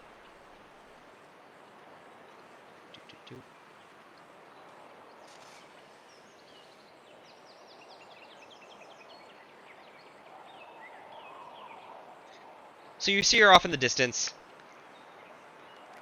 pretty oblivious. At this point, the sun has set. The moon is full though, and silver light washes Boulder Field in sufficient illumination that it almost isn't that different from daylight at this point. Which mechanically means that you're not taking setbacks for darkness. uh, yeah, you see Rivke sort of off by herself, and she is just deep in contemplation, tracing the contours of one of the stone pillars, and seems to be totally engrossed in studying the structure of the stone.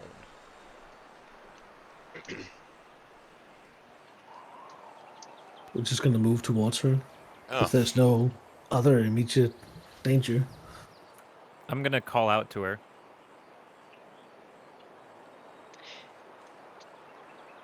Be like, hey, are you Rivke?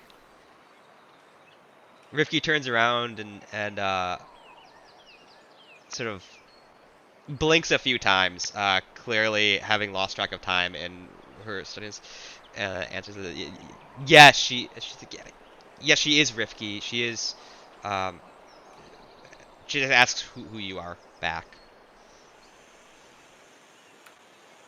My name's Medley. I'm gonna come closer so I don't have to yell. Oh, okay. Is there something I can help you with, Medley, or are you just Hi. typically So, run around saying hi to sorry. people?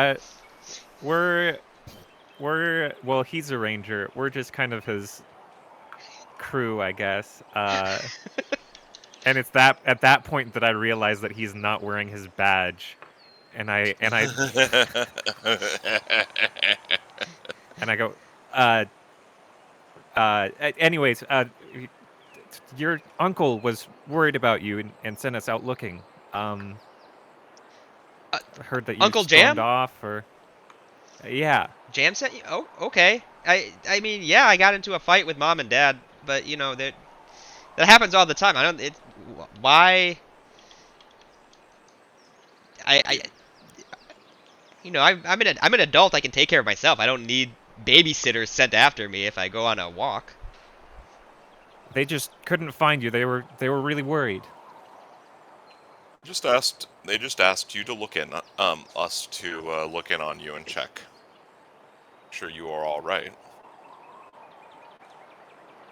Yeah, I guess I'm fine. I've just been studying just been studying the I don't know a fancy word for rocks, but the rocks. Stonework, The stone. Yeah, the geology. Yeah, I've just been studying the geology out here.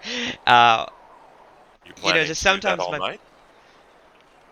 as long as it takes to calm down. I guess I'm ready to go home now. It's getting dark, but it's my Oh, you can, Were you parents fighting? are they they just are convinced that I need to settle down and find a partner and start a family just like they did. But I just I don't. That's not what I want to do right now, and I'm just sick of having this argument. You know, I'm walking towards her.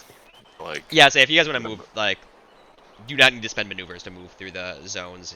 Just give me general I'll move positioning. up to her because Okay. as we're talking. I forgot about the map. Um,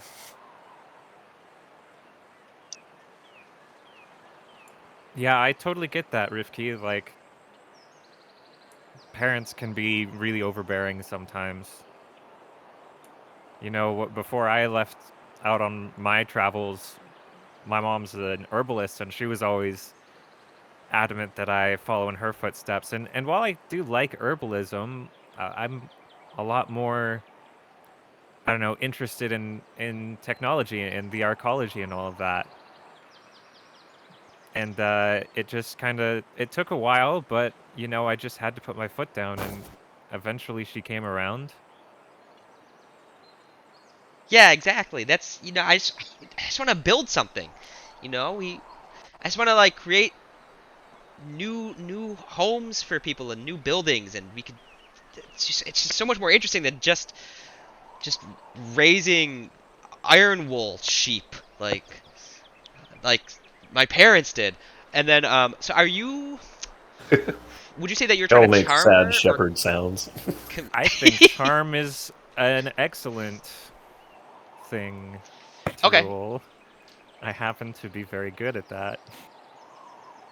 Then it will be 3 purple to charm her with, and that's just basically the impact of what you just said. Because that was Yeah. and I'll give you a boost for that because I think that's Oh. a good way to connect to. Okay, well, Perfect. ineffective boost. That's fine. Tiffany's law. 4 failures.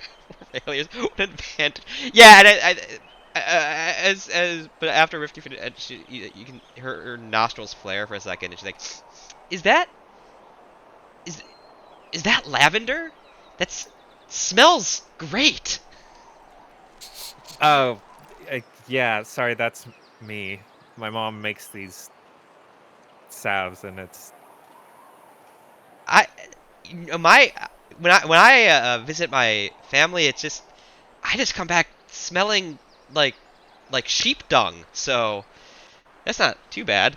Does anyone else want to jump in and make a check to try and convince Medley to come back with them? I'll sort of jump in. I'll join a little bit late and say to her, I know exactly what you say. My parents are the same. They want me to stop this traveling and come home and settle all the time. There's so much out here, but still having to argue and fight those you still care about is not worth it. I think you should convince them, try and create something. They can see your true talents for what it's worth and what it could bring to the community that you could bring rather than tending sheep. That's I guess I was just noticing the sort of a natural structure of these stones here, and I bet we can apply that to our building techniques. Go ahead and yeah, roll also I think a charm and also take a boost. Yes. And it'll be 2 purple or sorry, 3 purple as well.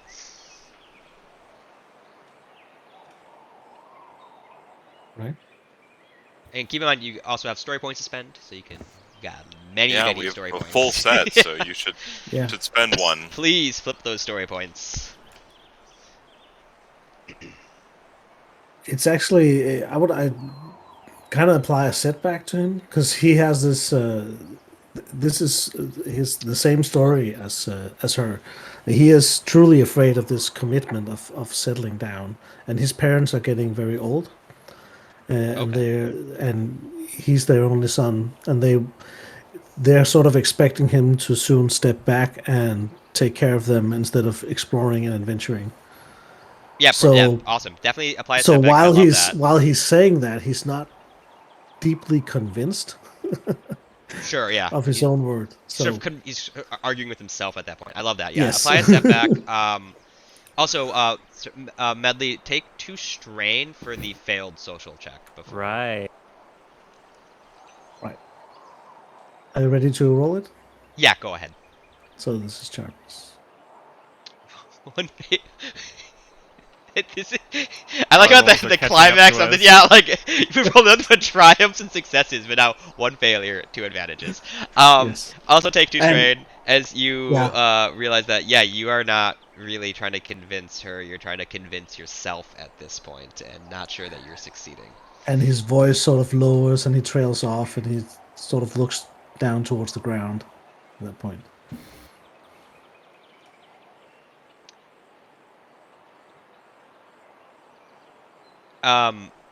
Yes, do Michael or Kel have like an approach to this to try and I think that Elle would largely try to reinforce what they've been saying about. I mean, Kel left home at a young age to be a shepherd, and in that way, be on his own, but also be, helping out the community, and definitely realizes the value in, following making a path in the world by following the passion in your heart, and providing value to your community thereby. Um, and so, definitely do that. But also, hey, try not to bash on sheep too much. Sheep are actually pretty cool. Let me tell you. Let me tell you all about sheep, because Kel knows a million things about iron wool sheep. So, um, I try I not love to this. Yeah. malign the sheep in your thoughts, because they're pretty cool, actually.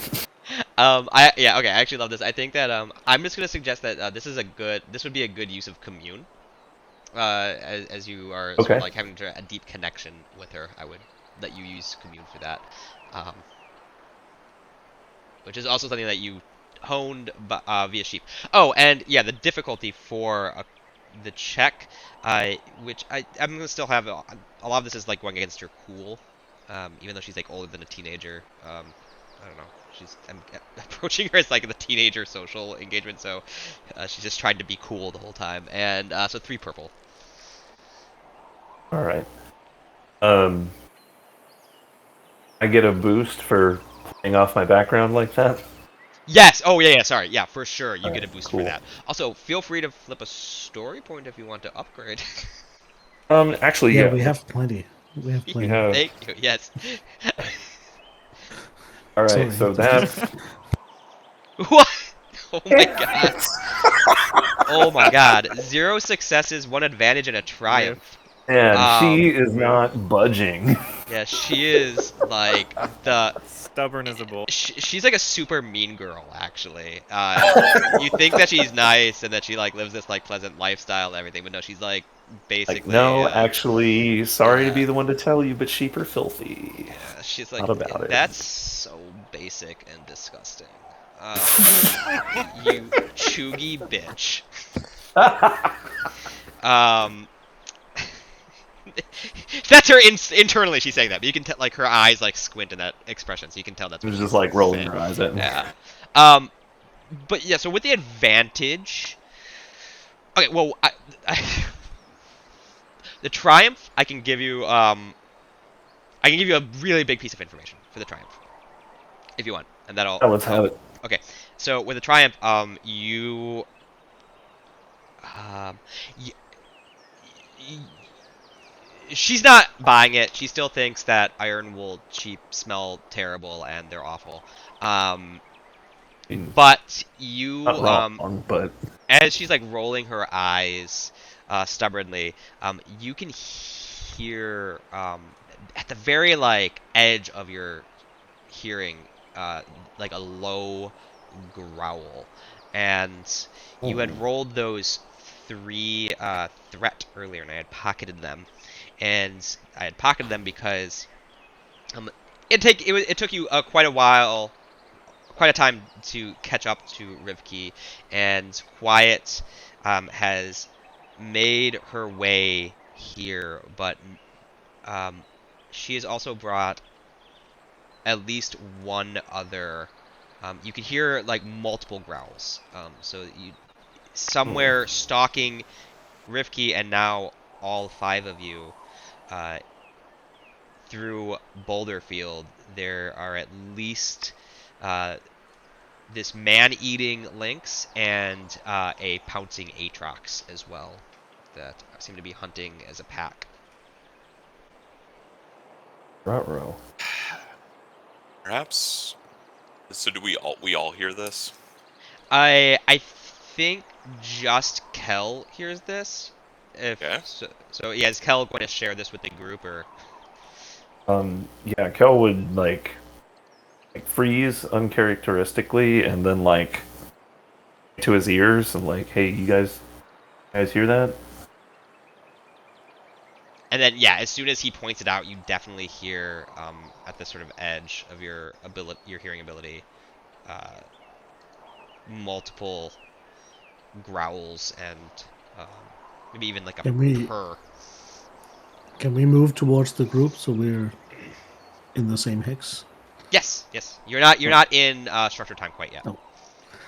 Just as he points that out, I'm gonna move closer to everyone.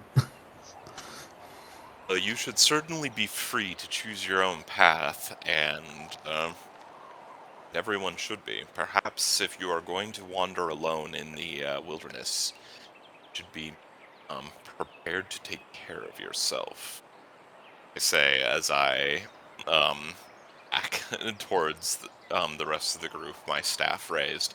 I think we are indeed being hunted. Sure. That sounds like a coercion check to me. I think. Do you? Um, I think you still have the yeah. opportunity to do a social check to sort of get her to just like get moving with, sort of, All right. get on page with you guys. I'll make a coercion check. And I'll flip a story point for it. Um, Oh, and we never spent Kel's advantage. Kel, do you want to pass that advantage as a boost for this? As maybe you at least have her attention fully. I didn't realize I was muted. Yes, definitely take that boost die. Okay. cool. Cool. What's the difficulty? What does coercion go up against? I think coercion is also up against cool. Discipline. Right? Discipline, right? Oh, okay. Yeah. So, one red, one purple. Actually, no. It doesn't make it. She wouldn't have a discipline. So just two purples, average. Alright. Here goes. I Successes. Why I clearly have a stat sheet for this NPC. Two successes, cool. Yeah, so you I think when you say that, like, her eyes go wide and she sort of like huddles up closer to you guys and looks around and appears to finally notice that it is in fact night out, and she is in this you know this part of the boulder field is almost a warrens of these tall stone pillars, and they cast long and deep shadows. And she says, I hunted. What would be hunting us? Can you help me out? Can we leave now? Yes, You can try. we can try. Everyone, we can try and move very, very Let's quiet. get out of here. Yeah. Yeah. If we can, before we do that, I think that I would try using my Paratrepsis whistle to affect Ooh. any other creature's perception and vigilance checks for the duration of the encounter. Yeah. Can you just tell me what the paratrap whistle does specifically? Yeah, I mean, it's whistles and lures are a common tool for rangers seeking to avoid animals in the wild. As a maneuver, a character can use a Paratrepsis whistle to district, but I think it means distract, and mildly lull creatures within long range. Affected creatures add setback to perception and vigilance checks for a short while or until the end of the encounter, whichever is appropriate. Okay, cool. Yeah. Yeah, you can totally use that. There's no skill check for it, so you just use. It's. I think I said as a maneuver, right? Is that what the text said? Okay. So as a maneuver, you can do that, and yeah, it'll apply a setback on those checks. Or conversely, if you guys are going to do a stealth or something, then it would apply. I would give you the boost on the stealth. Yeah, I was thinking of stealthing, trying to sort of get around the pillars in the opposite direction that we hear these growls, and trying to leave quietly, essentially. And what does the Paratrepsis whistle sound like when you blow it? It actually was more. Well, it says it is used to lull creatures, so I guess it is. I think it's more of like it helps distract and lull creatures by throwing sounds, almost like, like throwing one's voice at somebody to look somewhere else. Okay. Okay, cool. Yeah. And I think that it would make like the sounds of some kind of small prey animal. Okay, cool. I like that. Okay, so and I think that because you're also in this like warrens of pillars, like this maze of stone pillars, that you that the sound, it throws a bunch of like prey sounds and it ricochets off of the walls and it just like it's echoing Yeah. everywhere throughout. It's almost like a billiard board. It's waves crashing through a billiard board basically. So it Yeah. is just crazy cacophonous. But yeah, you do that, it will apply. You will get boosts on any stealth check, or they will get set back on their detection checks. And I think, but yeah, you definitely have alerted them to your presence generally, even if they can't really focus on you right now. So why don't we go ahead and Mhm. start an initiative roll off, just to move into structured time. And Cool then. I think you guys can use cool. Yeah, I think that's fair to say that you guys sort of initiated this almost as a quasi ambush at this point. So it's, I'll give you cool, and they will of course take vigilance. Oh, I don't think we cleared the Oh previous yeah, initiative. Oh, did we Ah, not? we did not. Okay, okay, I will. Oops, clear. There we go. Okay, let me start. All right, there we go. Try again. Sorry about that.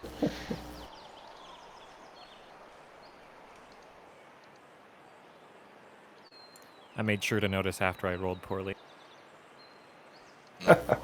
It's okay, I'm getting like HTTP failures every other roll. So it takes me a minute to do the NPC rolls.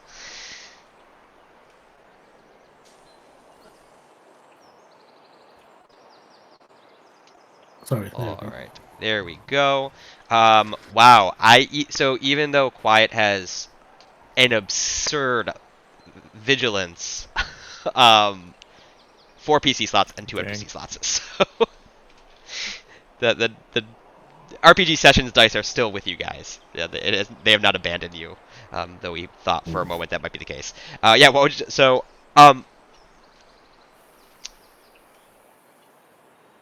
For the sake of the narrative, I would like to try this stealth move that we're Yeah, attempting. for sure. Exactly. Yeah, go for it. And I Yeah, think that I'm gonna flip a Um, story point though, and just say that the um Before you do you want? I might be able to do something to sure, increase the chance of us being able to do it. See, sure.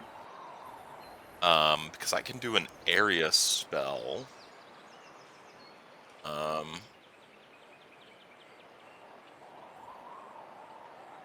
that would create. Basically, I can create I can make it misty and dark around us, so it will be harder to spot. Sure. oh yeah, okay. Yeah, you can do that still. I'm flipping a story point just to basically put the one of the adversaries. They're not going to take a turn or anything early, but they are you see the distance sort of like zip past a one of the pillars, just the tail of why of a pouncing of one of the Aatroxes. um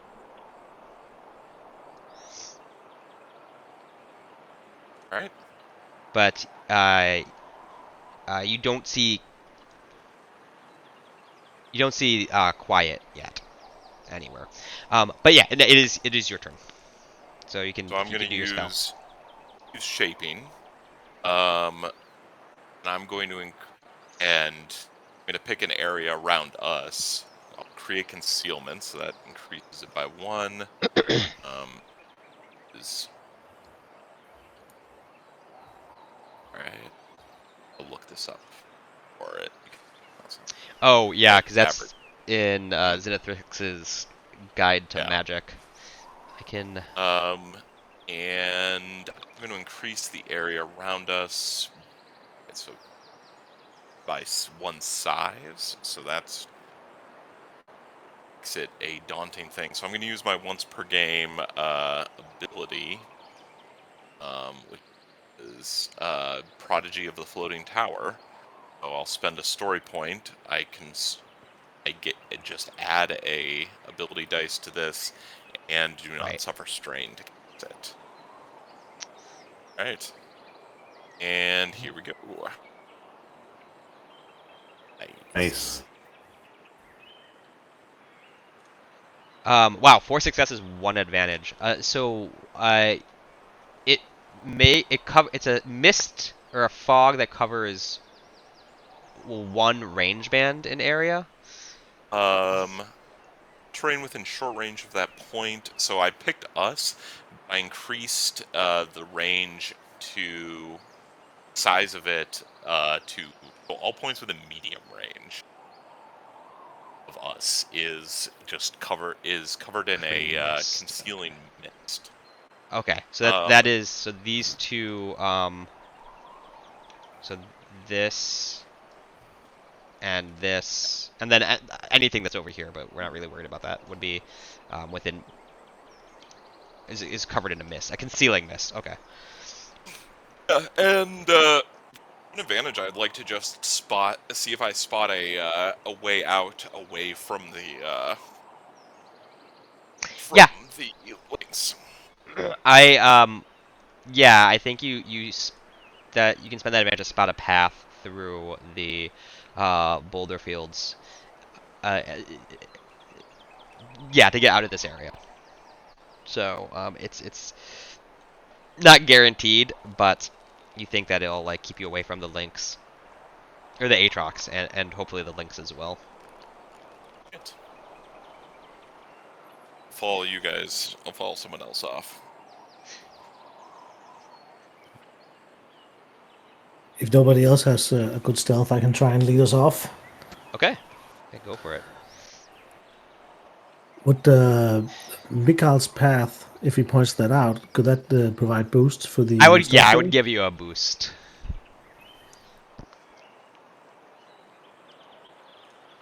And I think that I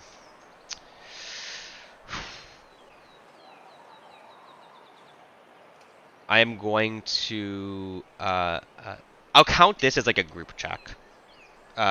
Your stealth check as a group check. So like if you do this stealth, you can use it to move a range band or a zone stealthed without attracting their attention, and the whole group gets to move with it. Mainly for time. And is there anything from this fog that's created? And it's conceal. It gives full concealment, right? So it's like 2 setbacks. So That's I would say usually 2 boosts. It's all right. We'll go with 2 boosts. Like yeah, it's like a weird conversion. It's one. It just says, oh, it's my ranks of knowledge. It'll be 3 boost actually. 3 boost. Oh, okay, cool. So yeah, you get the 3 boosts from that. You get the boost from spotting the from knowing the path through, and it is against the better Vigilance.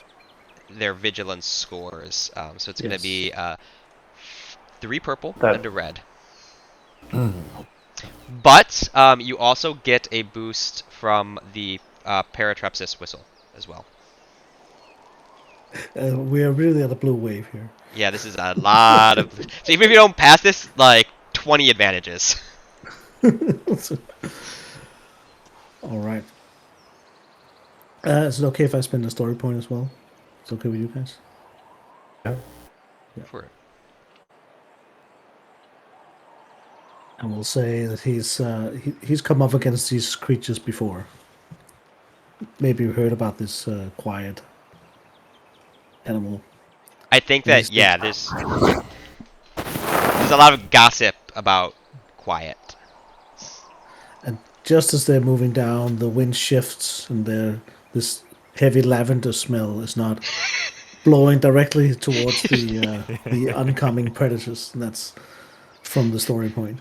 All right. Yeah, perfect. I'll go ahead and roll all this and see what happens. Or maybe they're smelling it more and it my masks the God. scent of the prey. Yeah, it's either we will never know if it's either overwhelming or gets diverted, but regardless, it is a success though. You are able to and an advantage. So you are More able to through the cover of this fog, all of you are able to move a range band. What is my grabby hand? S. So I'll just move. Oops, that's not what I want to do. Whatever, I'll do it this way.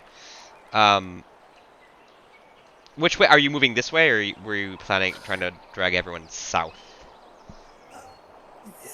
Your hexes weren't covering, but I was going away from them in my mind. So Oh, south, I I would see. say, unless there was a hex to the right, which there's not. I But don't think. if that's the only path, then Yeah, south. to the right Yes. is gonna be like take you deeper into Boulder Field and away All right. from where away from like a path back to safety, basically. So okay, but so you go south though. That's fine. And yeah, you maintain concealment. They quiet, and the pouncing Atrax have no idea where you are. Uh, who would like to take the next PC slot? There's 2 more slots. So you sort of dodge and weave and hustle everyone through the boulder field. Oh, and what that advantage? What are you thinking? I'll Pass it. just pass it along. Yes. Okay. They're keeping very quiet. He's doing the hand signals instead, and pointing out where dangers are and where potential loose gravel is for making noise and stuff. So that's Hear like a growl pass behind you, and Rivke's like eyes well up with tears, and she sort of like silently begins to breathe, really like almost hyperventilate, and then just sort of like manages to pull herself together and follow you guys. I'll take it. I'm gonna slip off my camo weave cloak and place it onto Rivke. Awesome. Okay. Would I be able to maneuver to turn it on as well? One Uh, maneuver to give it to her, one to turn it on. yeah. I mean, it would be a strain, but yeah, you could. I mean, not if I'm not taking any action. Or you can, yeah, exactly, downgrade your action to a maneuver. Cool. Then I do that. That'll give her 2 boosts on any stealth checks she makes. Okay. Cool. And final PC slot, Kel. I'm thinking about trying a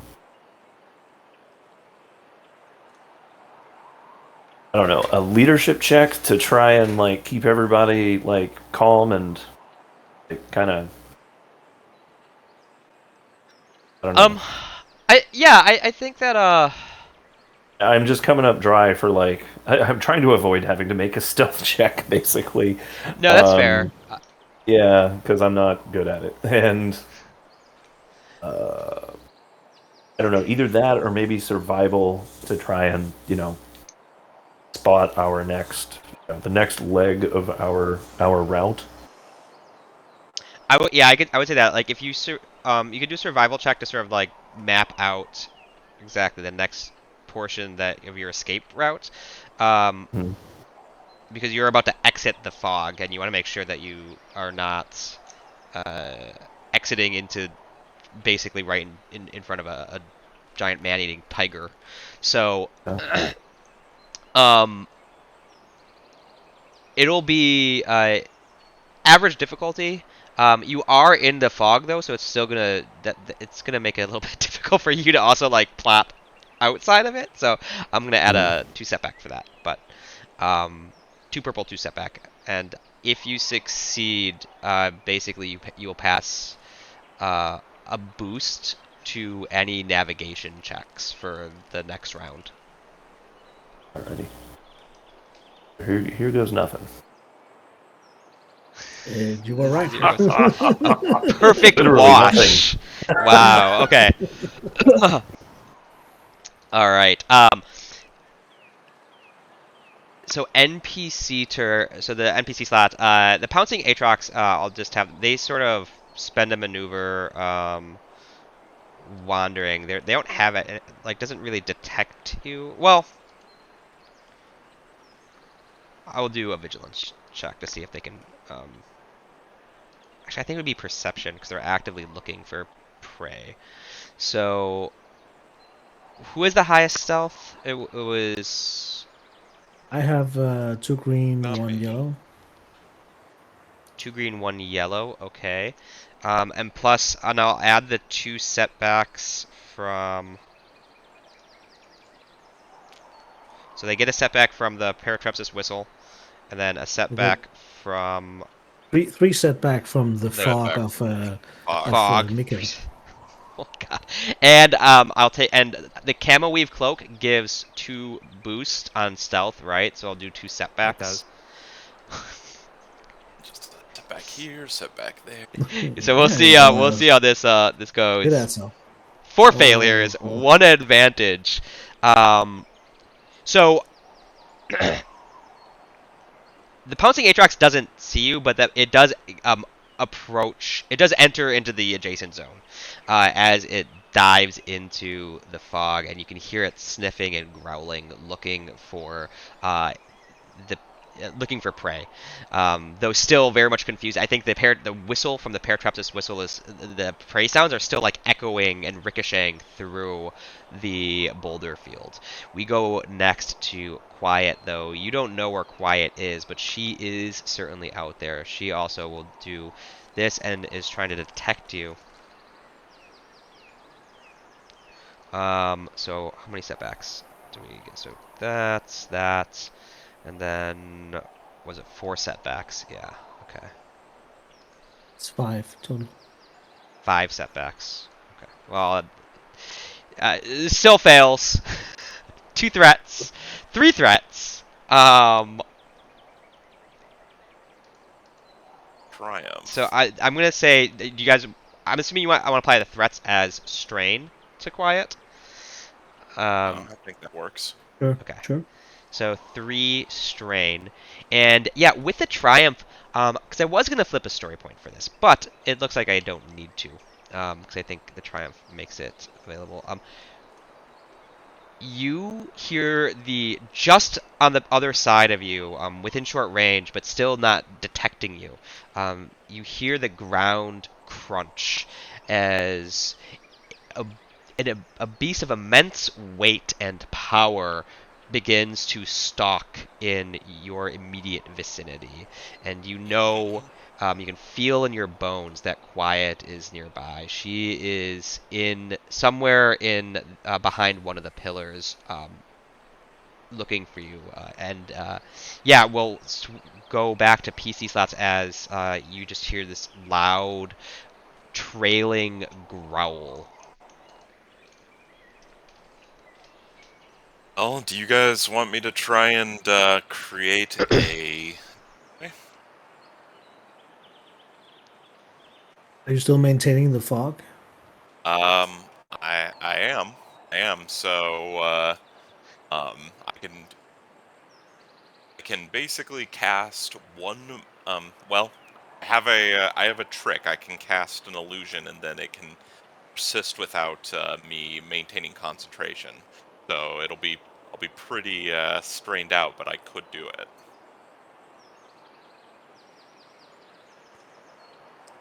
It's worth it. I can still Yeah, I attempt to think stealth us, but go ahead.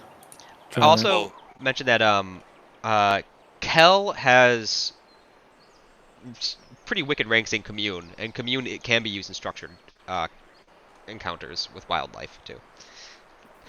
I'm fine with that too. so your your guidance earlier was just it's like community schmoozing.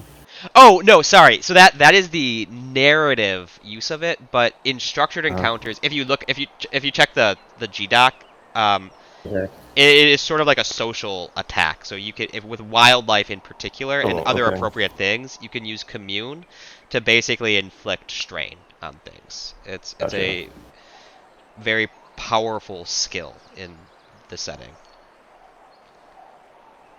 Okay, got it. All right. Well, definitely, if it comes to that, that's what I'll be doing. Um, Up to you guys. unless there's a way it's opposed by discipline. Um, Yeah, it is opposed by discipline.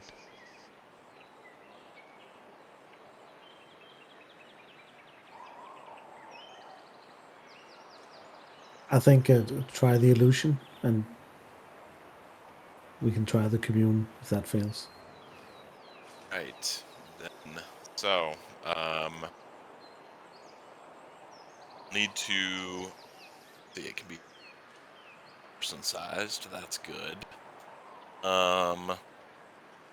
Need to increase the range by 1. Okay. Oh, you're doing a mask. Mask. So it starts as easy. And then Totally forgot those realism. archetype skills. Yeah, the archetype skills are very, very Yes, powerful. they're very good. I just noticed. So- Alright, here we go, guys. Oh, So Bill many with 0 advantage. successes, 4 advantages.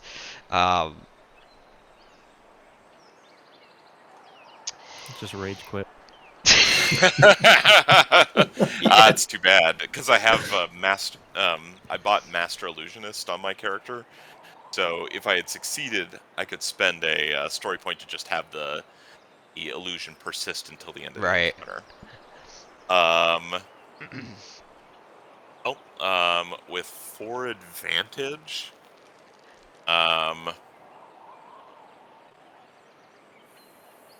You need to wipe out some of that strain, right? Yeah, you could heal the other strain, not the. Could, but how so that- about for 4 advantage? I get the fog is going so thickly that it's kind of just going to continue. Maybe not as strong, but without me concentrating, the fog's just going to persist. I've summoned the fog, and now there is just fog here. Yeah, I'll say that it has settled and it doesn't like dissipate immediately. It's sort of like heavy and like sits like a blanket on the landscape around you. But yeah, it's not going to continue to give 3 side dice. It's gonna be down to 2. But I think that's a fair use for the advantage. All right, and I'm looking pale and weak now, but not succeed. So it's all on you guys. I The could shit heal out of you that. with a song, but that would kind of defeat the purpose of stealthing. Stash just loves music so much. It's very dangerous. Yes. Just all right, just go in and vibe the shit out of Quiet. Yeah, to be clear, I'm imagining it more of like a deep like sort of quasi spiritual connection. But now I'm also imagining Kel just like shimmying out of the fog towards Quiet. Towards a giant Yeah, lynx. so the Lynx is like, well, I guess this is cool. But yeah, who would like to take the next slot, and what would you like to do? The fog is sort of like it's lightened a little bit, but it's still persisting, and Mickles, I think like that you managed to get an illusion briefly, but it was like a flicker, and then it just sort of snapped and vanished. Like it didn't fully materialize quite. So the attempt was clear, but it didn't reify. And Quiet, however, still is not aware of your presence. She is on behind one of the nearby stone pillars. Is commune using it as a skill in this encounter? Is that something that's going to like break stealth? Yes, Or is yeah, it- for sure. Yeah, Okay, so that's what I it's thought. like you do the. I can't It's the think of a Crocodile movie. Dundee move, right? Like, That's Yeah, exactly what I was yeah, thinking exactly. too, Or yeah, like, I was like- in what was the new Jurassic Park, right? With Chris Pratt had like the raptor like nose booping thing or whatever. So like it's like that. Yeah, that's Crocodile Dundee is exactly what I was picturing. All right, so I mean I don't want to go yet in case I need to go later. I can go if that's okay. Yeah. Because I think I'll do the same, the commune thing, but Okay. using the guardian ability, archetype ability. Um, so he's gonna walk out in front of Quiet, full ranger style. Um, and just be so in tune with this place that he will feel like a natural part of the environment for that creature, and basically just nod and Yeah. Oh, What? nice. barter passage with it. Yeah. I was just, I forget what the specific is. It's an auto because I did It not is really. spend 2 strain and a story point to automatically strain out a wildlife adversary as they have succeeded the community check. Yeah. Um. Oh, Oh wow. nice. I should balance this better, but yeah, that is. No, but actually I think that's fine because in a longer campaign it's like whatever. But yeah, so so you do like describe what you're doing, but then yes, quiet Yes. will. So he sort of steps out and he doesn't want the confrontation with this, and he's so in tune with this place that as he meets the eyes of this animal, they are equal partners in this world. Mm, And he'll present some sort of offering to it, like a piece of food or something, like a bristle. barter, a bristle, not bristle, and sort of say, without speaking any words, just leaving it there and sort of gesturing with his arms to the group and Rifty that he has bought passage or negotiated passage with this king of this boulder field or queen or Queen. whatever. Yeah. No, queen, yes. Yeah, I think yeah, and then quiet.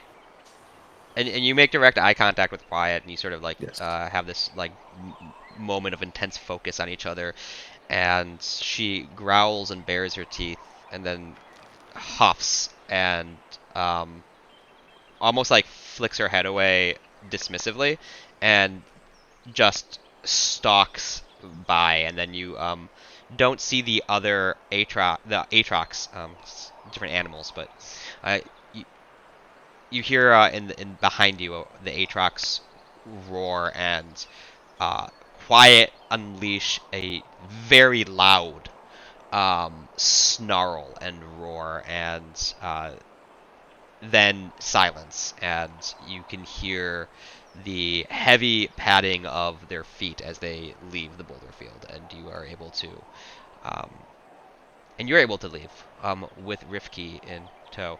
And I think that uh, and Rivke is like in awe.